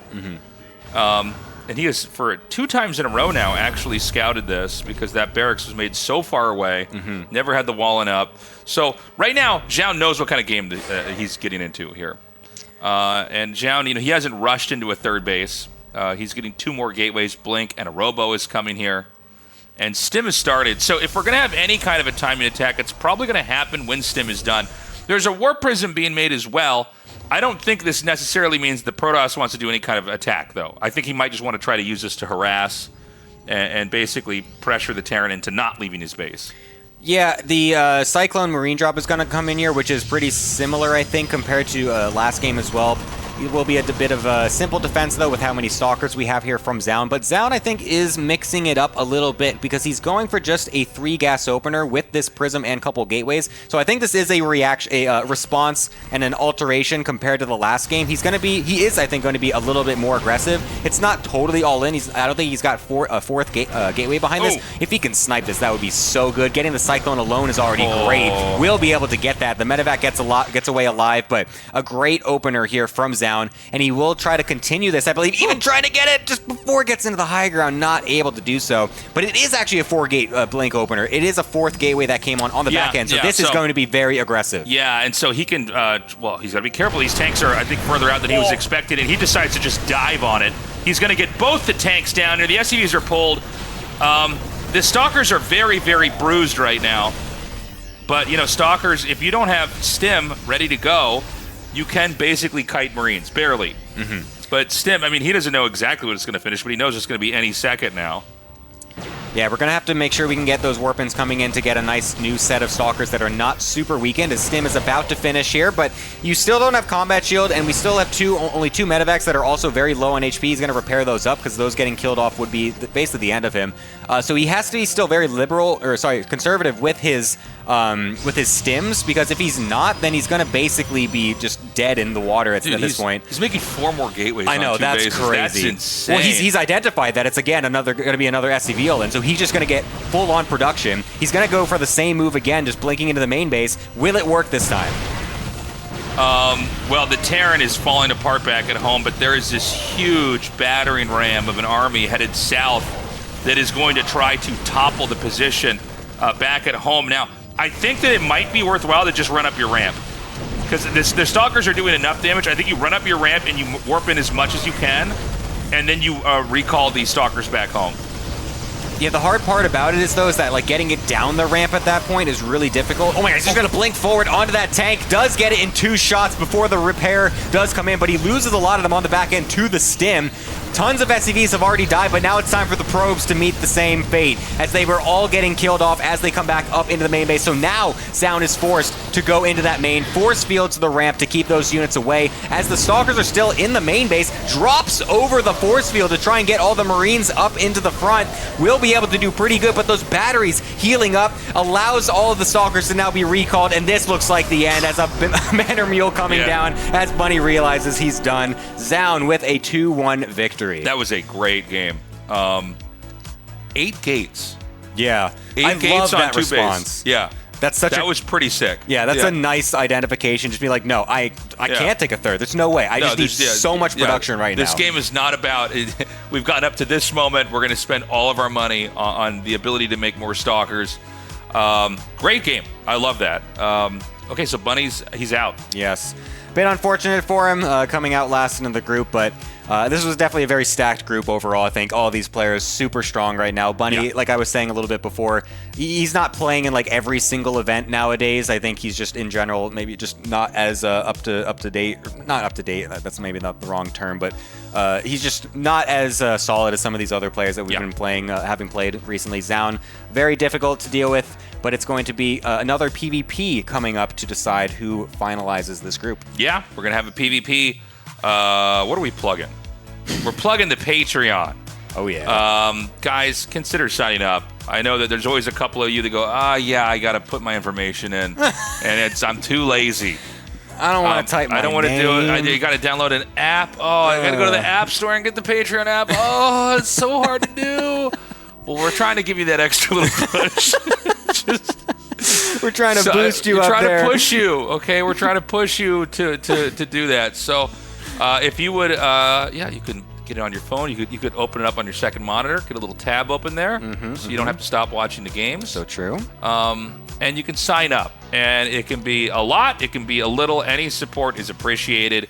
That money goes to the prize pool, to the production, to this big live event. We're going to be staffing this big studio in December. Yep. We're going to be shopping around and seeing which one I think makes the most sense for us to use. And we're going to be having a studio audience there with the pros there and the caster there.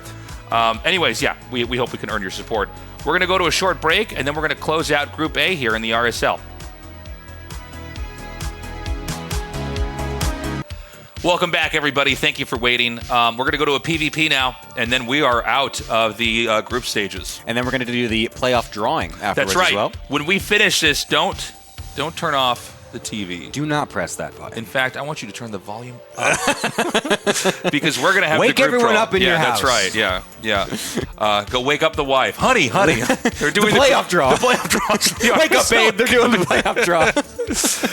Get the whole family in the room. Wake the kids up. Get them downstairs. Get your pets in front of the TV. That's right. This one player is going to be knocked out. The other one is going to, move on to the next phase of the tournament. Yeah, it's going to be great. 3 maps, pretty standard coming in here. No new maps, sadly, but it is going to be another PvP. So this one is, of course, going to be a rematch of the opening match the second match that happened in the group. So it was, of course, Creator that was able to win that out the first time. Zoun had to battle his way through the lower bracket half of the group, essentially. So we'll see if he's able to get a bit of an upset. It's considering Creator won the first one. Generally, I feel like this happens sometimes where, like, in the rematch on the decider match, the player that lost can just kind of rebound and then just make it out of the group and kind of upset that a little bit. But we'll see if Zoun's able to do that. Yeah, this should be a fun one. I've been enjoying PvP lately. There's always so many crazy things that can happen, so many builds that can work. Thank you. I would get another PvP enjoyer. I'm a unlike, PvP unlike enjoyer. Sturgeon over there, Mr. I love ZVZ. Yeah, he's like, there's no larva injected. But the banelings, when they blow up, it's cool. It looks nice. I would be happy with either of these guys moving on. Creator. Yeah, I've been casting this guy forever, and it's been yet to have him win a tournament. Yeah, forever. Forever, because he's been here since the beginning. Yeah, I always am just kind of passively hoping Creator just blows up. I'm always secretly actually rooting for him to win the tournament. He's fun to watch. He wears his heart on his sleeve. You can always see him. He's a very emotional player, which I respect. Mm-hmm. I was an emotional player myself, like when I won or lost tournaments, so I appreciate that. Mm-hmm. Okay, so let's get into this, guys. PvP, a fight for that final spot in the next phase of the RSL. It is going to be Creator down in the bottom right and Zoun here in the top left. Yep, a nice PvP to round this all out. We had an excellent one to start the group earlier, and now we're going to be able to close it with hopefully another good one. Both of the players weren't really doing any proxies or any crazy stuff in that first series, which was different, I would say, because I feel like nowadays a lot of Protosses are going for like the proxy robos and stuff like that. It's been kind of the flavor of the month, I would feel like, but none of these players were going for that this last series. We'll see if they maybe switch that up this time to maybe catch either of them off guard. Zoun, I feel like, might be one of the ones that could, or actually, no, sorry, Creator, I think, would be kind of advised to try to go for something like that, because by the end of the series, Zoun was kind of mind gaming a little bit and cutting a lot of corners, knowing that Creator was doing the same defensive setup every single game. So I feel like if Creator kind of masks that a little bit, shows something that's quite similar, but then still does an aggressive follow-up, that might catch Zoun off guard. Yeah. Excuse me. So we've got the first scout coming in, and it's going to be 2 gates on both sides. We're going to kind of wait and see where the deviation in the build order happens. Or this could be like the ZVZs I casted with State last season. It's so funny being State. We casted like 3 ZVZs in a row where I swear to God, they did not change the build at all for like 8 minutes. Oh my God. We went to the commercial break, we're like, there's nothing to say. They're doing the same thing. Can we just repeat that over and over for like 8 minutes? Zoom past the first 5 minutes of the game every time, please? Oh my God. Yeah, so we're going to see when, now PvP, usually that does happen pretty soon here. But let's see what comes out of the gateways on both sides. Yeah, that's usually the indication of what they're tending to do. Either double stalker, double adept, double whatever, stalker sentry by both players. So very normal. Oh no! Now what do we talk about? There's a battery on one side. There's a battery. Oh, he blocked the probe. Nice. It's stuck in the base. That's actually important, actually, to be able to deny that. So Zoun will not have the follow-up presence with that probe, so Creator knows that is off the field. He won't have to worry about any weirdly timed proxies. He's just hiding the unit. Oh, was he trying to hide that? Okay. You're right. Because he could be going double stalker at this point. You know what I actually thought? Anyway. You know what I thought it was? I thought because it was rallied on that, and then it came out of the bottom and bounced off the gateway. No, yeah, you want to hide the sentry as much as possible because going double stalker opener is still totally viable. Right. So you kind of mind game it sometimes by only showing one stalker, even when you do double stalker, to make it look like you're also doing stalker sentry. So tiny little mind games, but doesn't really matter this time. Tiny little mind games for these big brains. Oh, is what I'd like to say. So we've got the Nexus coming down, and we're kind of waiting to see that definitive tech. So it's going to be the Twilight Council here for Creator. Could be for Blink. And it's going to be the same thing, actually, right now for Zoun. Yeah, they're going to just mirror it, basically. Neither player getting it significantly faster than the other, which was what the theme was in the other series. Zoun was constantly getting his Twilight much faster, but then not really doing anything with it, which was what kind of surprised me. I felt like if you were constantly getting such a faster blink timing, which was like a solid like 15 seconds earlier sometimes, I feel like you might want to try to leverage that in some way, but he didn't really try to go for anything crazy. This time it's just going to be totally normal. Same timings, so no window whatsoever going to be made here unless one goes for something crazy like a proxied 5th gateway or something to do something really strange off of 2 bases, but yeah. So we're going to have the Hallucinated Phoenix come in here to scout, and yeah, I mean, we're basically both in the same tech for now, just continuing to build up. We've got the Blinks being chrono boosted out. It doesn't seem like one is ahead of the other here, so they're going to have it at the same time. Mm-hmm. And this might actually just be a kind of slow, quiet, macro PvP. Mm-hmm. Which has happened. That does sometimes happen, of course. Sometimes 2 Protoss players are just making this weird mutual agreement where they're just like, yeah, no, we're not going to cheese each other in the cheesiest matchup of all time. Yeah. We're just going to sit here, do pretty much the same thing, and just try to find some sort of leverage in the mid-game, which did also happen in the previous series as well. So this is kind of, laying out pretty similarly to before. This is where Zoun, though, was the more aggressive of the 2 in the mid-game, trying to go for some big early-game busts once the 3rd base was set up, whereas Creator was kind of just sitting back and just waiting and engulfing the Zoun's army and just having really solid defenses. He had a couple really clutch defenses on this map specifically as well, so we'll see if he can bring that back out here in this game, because it looks like for now Zoun, although I guess they're still going so similar this time. Maybe Zoun is going to try to maybe play it more passive, knowing how he didn't really find much success with it last time. So Blink's done, but nobody's really moving out or trying to make any moves on the map, which might be a good idea for now. You know, sometimes you can try to come out on the map, and then they end up blinking into your base, right? You get punished and everything. So we have Zealot Charge coming along here, and the Robos are about to finish on both sides. We have a 4. Oh, sorry, they actually both have forges. Yeah. No, this is totally mirrored. Yeah. And this is what I was saying, because Zoun wasn't going for these fast forges in the previous series as much. He did, I think, one of the games go for still a faster forge, but this time realizing that, yeah, my early mid-game aggression wasn't really finding as much success as I wanted against Creator. He was pretty good on the defense, so maybe I'll just also try to go for something more defensive and try to make it happen a little bit later in the game. Okay, Immortal's coming out now, and we're about to basically top off all the tech here. You know, we see the Templar Archives starting, and then it's probably going to be like a lot of Charge Lot Archon. Yeah. The Stalker's going to have this important role early because they're better defenders.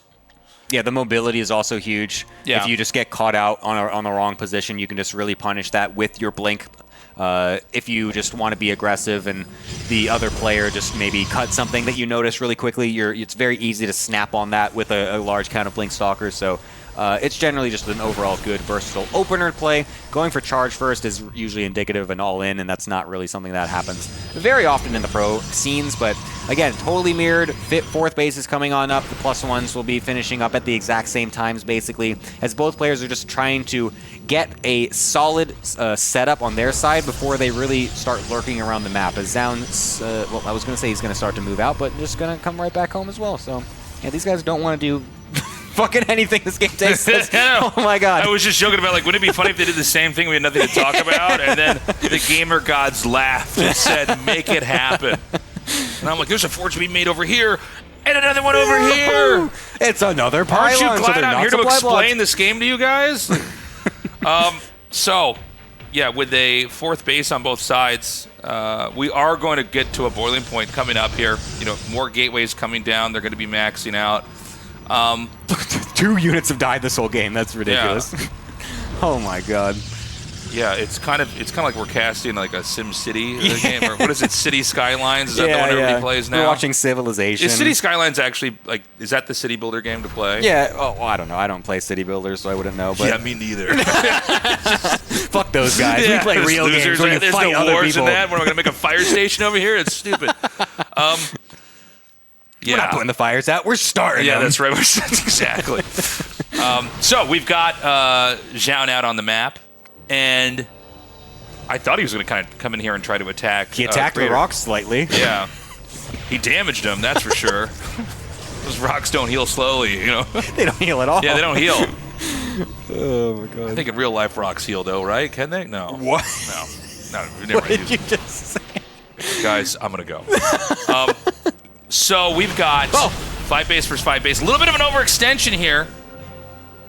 And it does feel like it's Zoun kind of putting the pressure over here onto Creator. He does end up destroying the rocks. Oh, they fell. So sad. Poor rocks. And I'm kind of curious who's going to be the first one to hit here. We have literally gone all the way from the start of the game to max out with guys basically doing the exact same thing. But I guess now that I look at it, Creator's attack rate is going to finish a considerable amount earlier. Yeah, but So maybe he should attack in then. yeah, I think that's definitely a timing window he can find. Zoun, though, did also go for a faster second forge, so if the game prolongs, he will, over time, have the better army with those upgrades coming on in. So that is something that Zoun will be looking toward. He's just really wanting to make this go as late as possible, even going into the faster disruptor tech with the Robo Bay coming on in. He really just wants to make this game go late. The one game that he did win this in the other series was when he went disruptors. He's not gone for them super fast like he did in that game, but he wants to try and get into them safely this time. So he set himself up nicely to be able to keep himself alive so that way he can do that transition safely and before his opponent. Okay, he's going to come down now. Creator's going to try to meet him. Just poking out the space would be a big win. Just staying slightly ahead here. And I think, at this point in time, I think Creator has to just abandon that. He can either try to expand up. Oh, hold on a second. Whoa! What are these guys doing here? Yeah, that was a bit of a mistake, but luckily doesn't lose too many of the units there as Creator will be able to back up. Getting the prison would be nice if he sees it, but that's a very ambitious blink if he wanted to go for it, but the army still might be sitting like, there. You get that, but you lose 10 stalkers. Like, it's worth. It's totally worth it. Yeah, that would be brutal. Okay, so for now, Creator's playing just slightly behind, and I think Zoun's going to move in and try to press further. No, he's backing up actually. That's what our casting is. That's my casting. I'm like, they're doing the same thing. I'm like, he's doing this. No, he's not. He's going back. He's going to the left. All right. And to the right. He lost some stuff, but he's making more. He's making more back at home. The disruptors are going to be the key in this game, though. Yeah. That's what Zoun has made his game for, basically. And since Creator has not even gotten his Robo Bay at all yet, that's going to be actually very critical because, I mean, if your opponent has disruptors and you don't, like, it makes these fights so much more difficult to navigate because you have to be doing all this micro splitting off back and forth. He does get the key identification that these are out. He even kills it. That is wild, but okay, so yeah, we'll just get that disruptor for free. That's very nice. That's actually the only disruptor on the map right now, I think. The other ones are on the just rally forward. And now after all of this time, no way are we getting a base trade of all things. Yeah, Zoun realizing he's so out of position that he needs to just go for it, even though he's going to be on the much later side of it. Creator also now what is happening he doing? In this series? What is going on? Okay, so it was like Creator committed, then he pulled back, then he committed again. Now, Zoun's actually split his army up really nicely. And Creator really hasn't. He's kind of just got this one death ball so the damage isn't being distributed anywhere near as fast. Mm-hmm. Yeah, I think that all that Zoun has to do is head back home, and I think he wins the game. Yeah, no, this is actually going great for him already. He's going to kill all the exterior bases. Creator is not on either of Zoun's exterior bases himself, so he's going to have plenty of opportunity yet again to reinforce this with cannons. This is, again, also the way that Zoun won in the previous series. The one game he won was from a base trade, and it was from being able to just keep his side bases alive, whereas Creator wasn't able to kill them. And Zoun is going to be able to have so many extra cannons on those extra bases, going to make it so much easier to defend. He's got the upgrade advantage as well. His army will be slightly smaller, so he has to be very careful about how he goes about this, because last time he did have more army, but this time he's going to have a significantly smaller army, but this time with better upgrades. Yeah, he's completely destroying the main here. The cannons are huge in this moment. Yeah. 66 probes have been lost here for Crater. So Crater has 8 workers on the map. There's 23 for Zoun. There's a huge attack up at the top center that we need to look at. Yeah, it's like this is the most important thing that's going to happen here. The cannons are important, but there's not enough here to actually curb the progress from Creator. Honestly, that actually killed a lot of Zealots and stuff. Like, if you look at the army supply, all of a sudden Creator's down an army. And before, he actually was up a solid 10 supply or so. So actually killing off all those cannons did destroy a pretty decent amount of the army. That makes this very awkward now for Creator, who at first had a very nice army situation, but now will be forced to sit on this one base with 2 probes, basically, to try and recoup. Is this going to be one of those games where they actually try to re-macro off of a base trade when they have less than the normal starting amount of probes? Yeah, this is insane, man.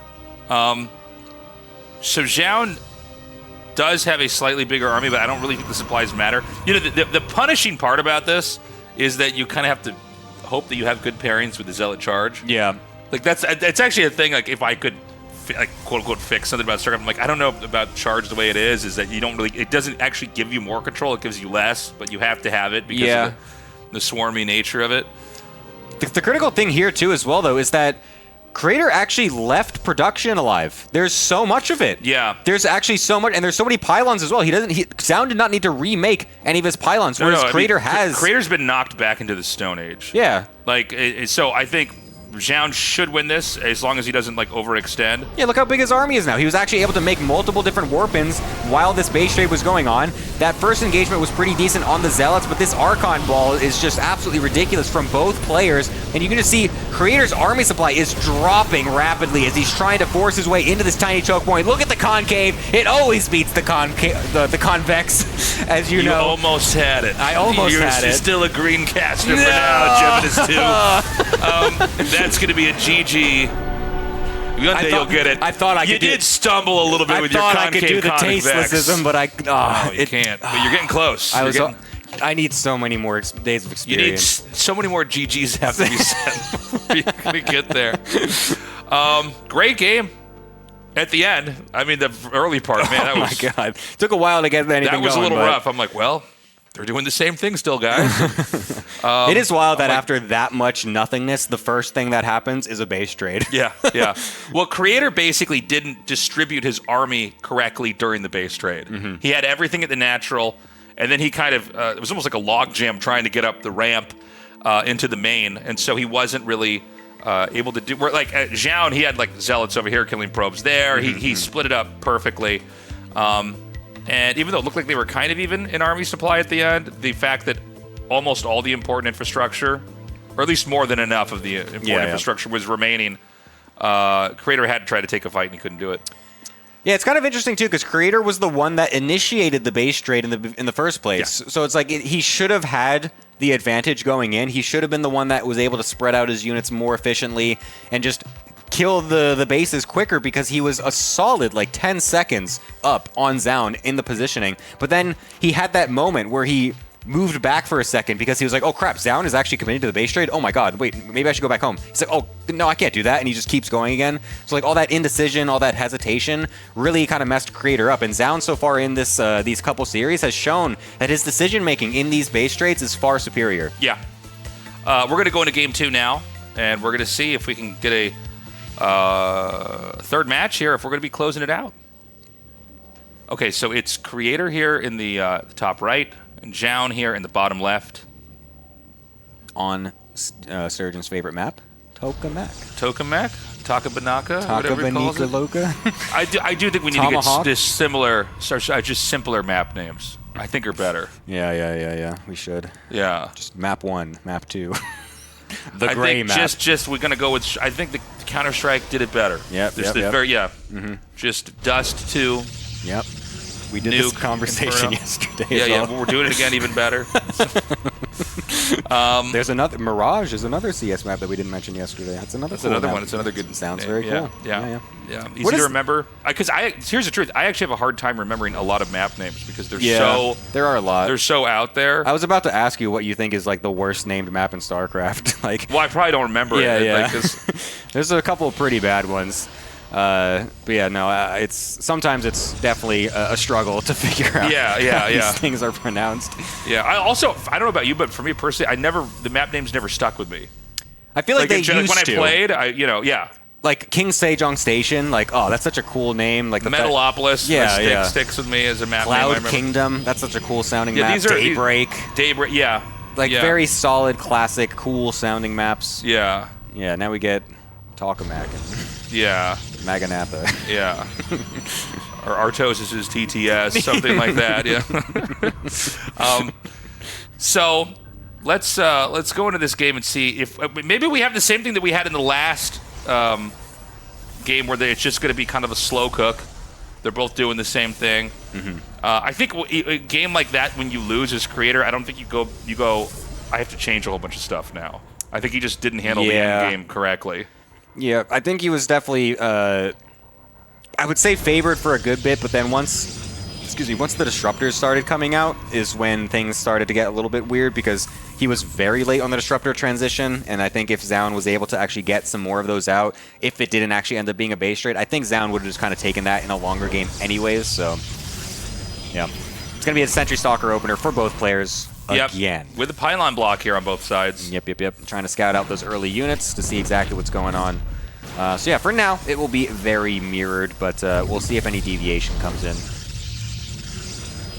Yeah, it's going to be a situation where we got to see what the techs are going to be. Probably going to be a Twilight Council, but you never know. Sometimes there's some surprises here in PvP. Some prizes, too, if you end up winning. Some prizes, yes. Lots of money to be had. Yeah, surprises and prizes. And so we've got the Twilight Council starting up. Similar to the last game, we have a shield battery here to block. And so it will be the same tech on both sides, although it looks like Creators is out a little bit earlier. It is interesting how much the Blink has been coming and favored by these two players. There was a good portion in time recently as well in the PvP matchup where there was a lot of Robo first openings coming out. And initially when the patch came out with the new energy recharge, there was a lot of fast Immortal plays. You can get the super early Sentry Scouts and then just follow it up with Immortals and more Sentries, and then going into even Glaive. So you have these huge Immortal Glaive Sentry all-ins that were coming on out, which were very fun to play, very punishing. But they got kind of figured out overall, and so the Blink play has kind of come back in favor to a lot of the Protoss players. So we don't really see as much of the Robo stuff anymore. But I'm also still surprised that there's just so little proxy antics, because like so many of the other Protoss players are going for so much proxy Robo, whether it be Immortals or proxy Warp Prism, Stalker all-ins and stuff like that. So very curious to see both these players just being very standard, but this time we do have a slight deviation. Creator actually mixing it up and going on the fact that it's been so passive this entire time is going to go across the map with what looks like a standard setup to try and catch Zoun off guard. Yeah, this is a pretty big kill here, taking those two Adepts down immediately. Yeah, that kind of kills it, actually. Yeah, you got to be careful here, too, because... oh, there we go. All right, so that's going to be the launching pad for the attack. And this is, this actually could work out, because Zoun's taking a third right now. Mm-hmm, mm-hmm.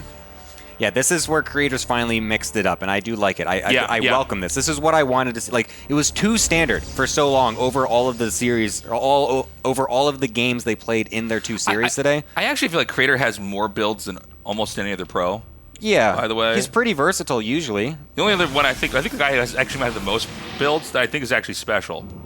I see him do so many different things in different games. I remember that one time he said that he took a build from like a 5K player that beat him on ladder and then beat TY with it in GSL. It's like it's like crazy. Yeah, he will just kind of do some different stuff that even potentially lesser players than him. Yeah, did to him. That idea kind of works. Let's try that. So, where things are about to pick up here. Oh, he's going to take a third with this. I don't know why I decided that he wouldn't take a third if he's going to have that. It might just be a fake, is the thing. He's not making any more probes. You're right. And he's still trying to hide these stalkers. Zoun barely noticed that, though. He saw the stalkers in that awkward position for half a second, and that did key him in. So he's got a couple batteries coming in on the front, which is going to be very critical here to be able to defend against this nice force field to trap that one sentry, but a nice trade, but a blink forward coming from Creator to try and punish yet again before these batteries are finished. If he can snowball the stalker count before those are ready, he will be able to get into one-shot potential and potentially find his way into a quick victory. Okay, so he's trying to get in here. I'm worried this isn't going that well for Creator. He's basically almost out of juice with the sentries. And the batteries are doing work. You know, this would be a great concave convex moment. Are you seeing this happen? Go for it, Gemini. Oh my god, they never win if they're in the convex tasteless, don't you know? Excuse me. The Immortal's out, and the Immortal is ultimately, you know, the death sentence to a Stalker push. Yeah, you know, the Immortal. It's funny how that worked out because, you know, they made the Immortal thinking about killing tanks and stuff like that when they were designing the game. But I'm like, really, this thing kills Stalkers more than it kills its own kind really this well. This just be called the anti-Stalker is what this is. We thought that the Brood War Civil War between the Protoss was already done, but how little did they know the Immortal is going to restart all that. So he's just thrown down. I don't even know how many gateways that was. It was like 6 or something. I think it was actually. It's like I think it was 5, maybe. Maybe could have been 6. But you don't go for the full 8 off of this early of a timing. You just don't have the amount of income to be able to support that many. But it really just did not.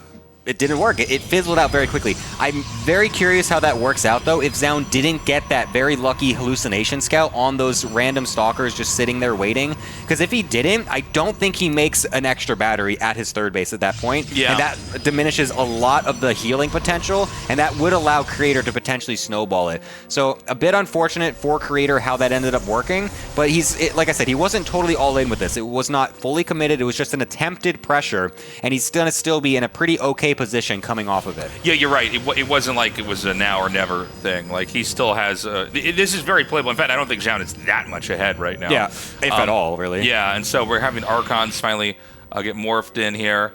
Zealot Charge is about to finish here for Creator. I didn't catch... Did we actually get that upgrade here for Zoun? Yes, he got it quite early. He got it? Okay. So he's basically just, you know, slightly ahead in this several senses here.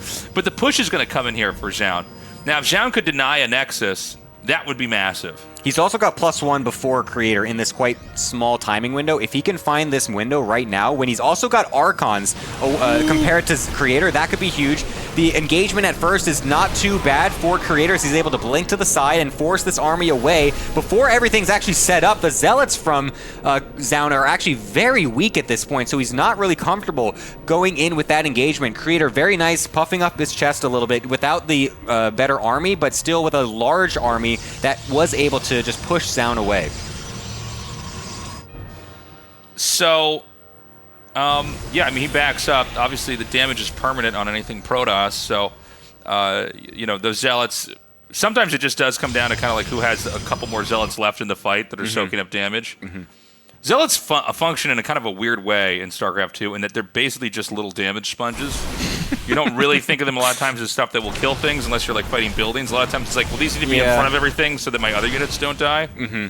They're really good at chasing things down as well. If they're like weakened at the end of a fight, you do a huge Zealot warp in and then you chase it down. Since with Charge, they can just like do like a quick swipe and just kill everything on the back end. But in the initial engages, yeah, they do just soak up a lot of damage and just let everything else go about it. So obviously, Creator's got a ton of Zealots in his army, since that was what was needed to kind of stay alive earlier on to make sure he didn't die to any counterattack. But now that there's so many Archons on the field for Zoun, he's able to get that Archon count up very nicely. The Zealot count from Creator is going to be a bit of a liability, it feels like, in some of these upcoming fights if he's not able to round out his composition in the same way. Does have 3 Archons of his own now, which is very nice. A couple of Zealots actually finding their way into the 4th base there. Very nice. Nice pickoff on that Prism as well. Is going to deny any sort of counterattack if that ends up coming in here. And Zoun's army is just gigantic right now.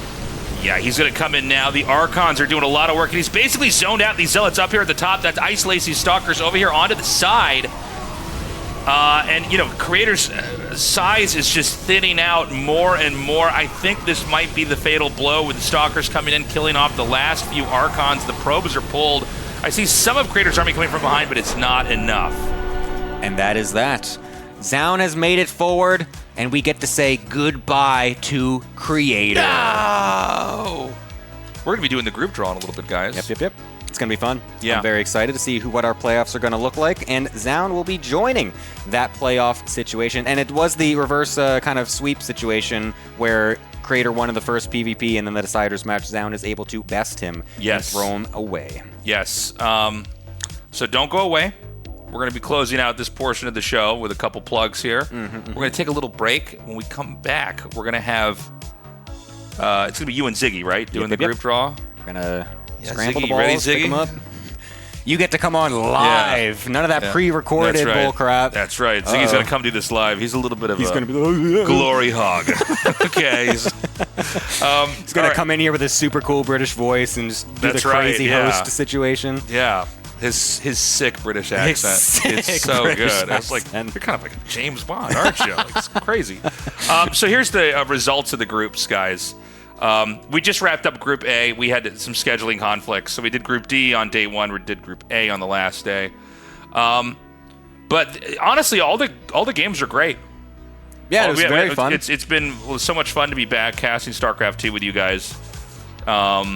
And we'll be getting the brackets to you in just a little bit. So RSL is on Thursday, Friday, Saturday, and Sunday. We will go through the entire Season 2 this month. Yep. So you've got a couple days off. I'm actually going to be up late doing ASL recordings with Artosis, and then I'm going to be back here in the studio. So mark this down on your calendar. If you are free to watch us live, great way to spend the evening with us or morning, wherever you guys are. We are going to do Season 3 in November, and then we're going to have the RSL offline finals. I'm so excited to do this. I mean, I remember the first StarCraft event I ever got to go to in person. It was when I moved to Korea. That was like one of the first things I was going to do, and it's like, whoa, it's just like electric. You know, in the air, you can, everybody knows the game like you do. They're reacting to it. They're experiencing it. It's almost like a religious experience. It's so cool. And so... we're super excited to put that on. That's going to have a 15 million won prize pool, unlike our 10 million won Season 1, 2, and 3 prize pool. So we're going to have more information for that as it comes. This is sort of a work in progress. Just like we had to build out the studio, build out the graphics, make the rules, and then cast the games. We'll have more information for that finals in the weeks to come. Yeah, hopefully as soon as possible, so that we know that you guys want to be able to plan your trips if you want to come out, of course. So we will try to get There'll that be info plenty of time. as soon as possible for you guys. We're sponsored here by Archon Studio. They're making the StarCraft tabletop miniatures game. I love all their products. I would go on their website and check it out. They've got a lot of great stuff. They're the premier tabletop miniatures game company in the whole world. And so it's so cool that they're going to be making a StarCraft tabletop miniatures game for people like us. It's not available for pre-order yet. I think it's still being worked on, but it will be up later this year. And so we're very, very grateful to have their support here for our tournament. Guys, we need you to go to the Patreon.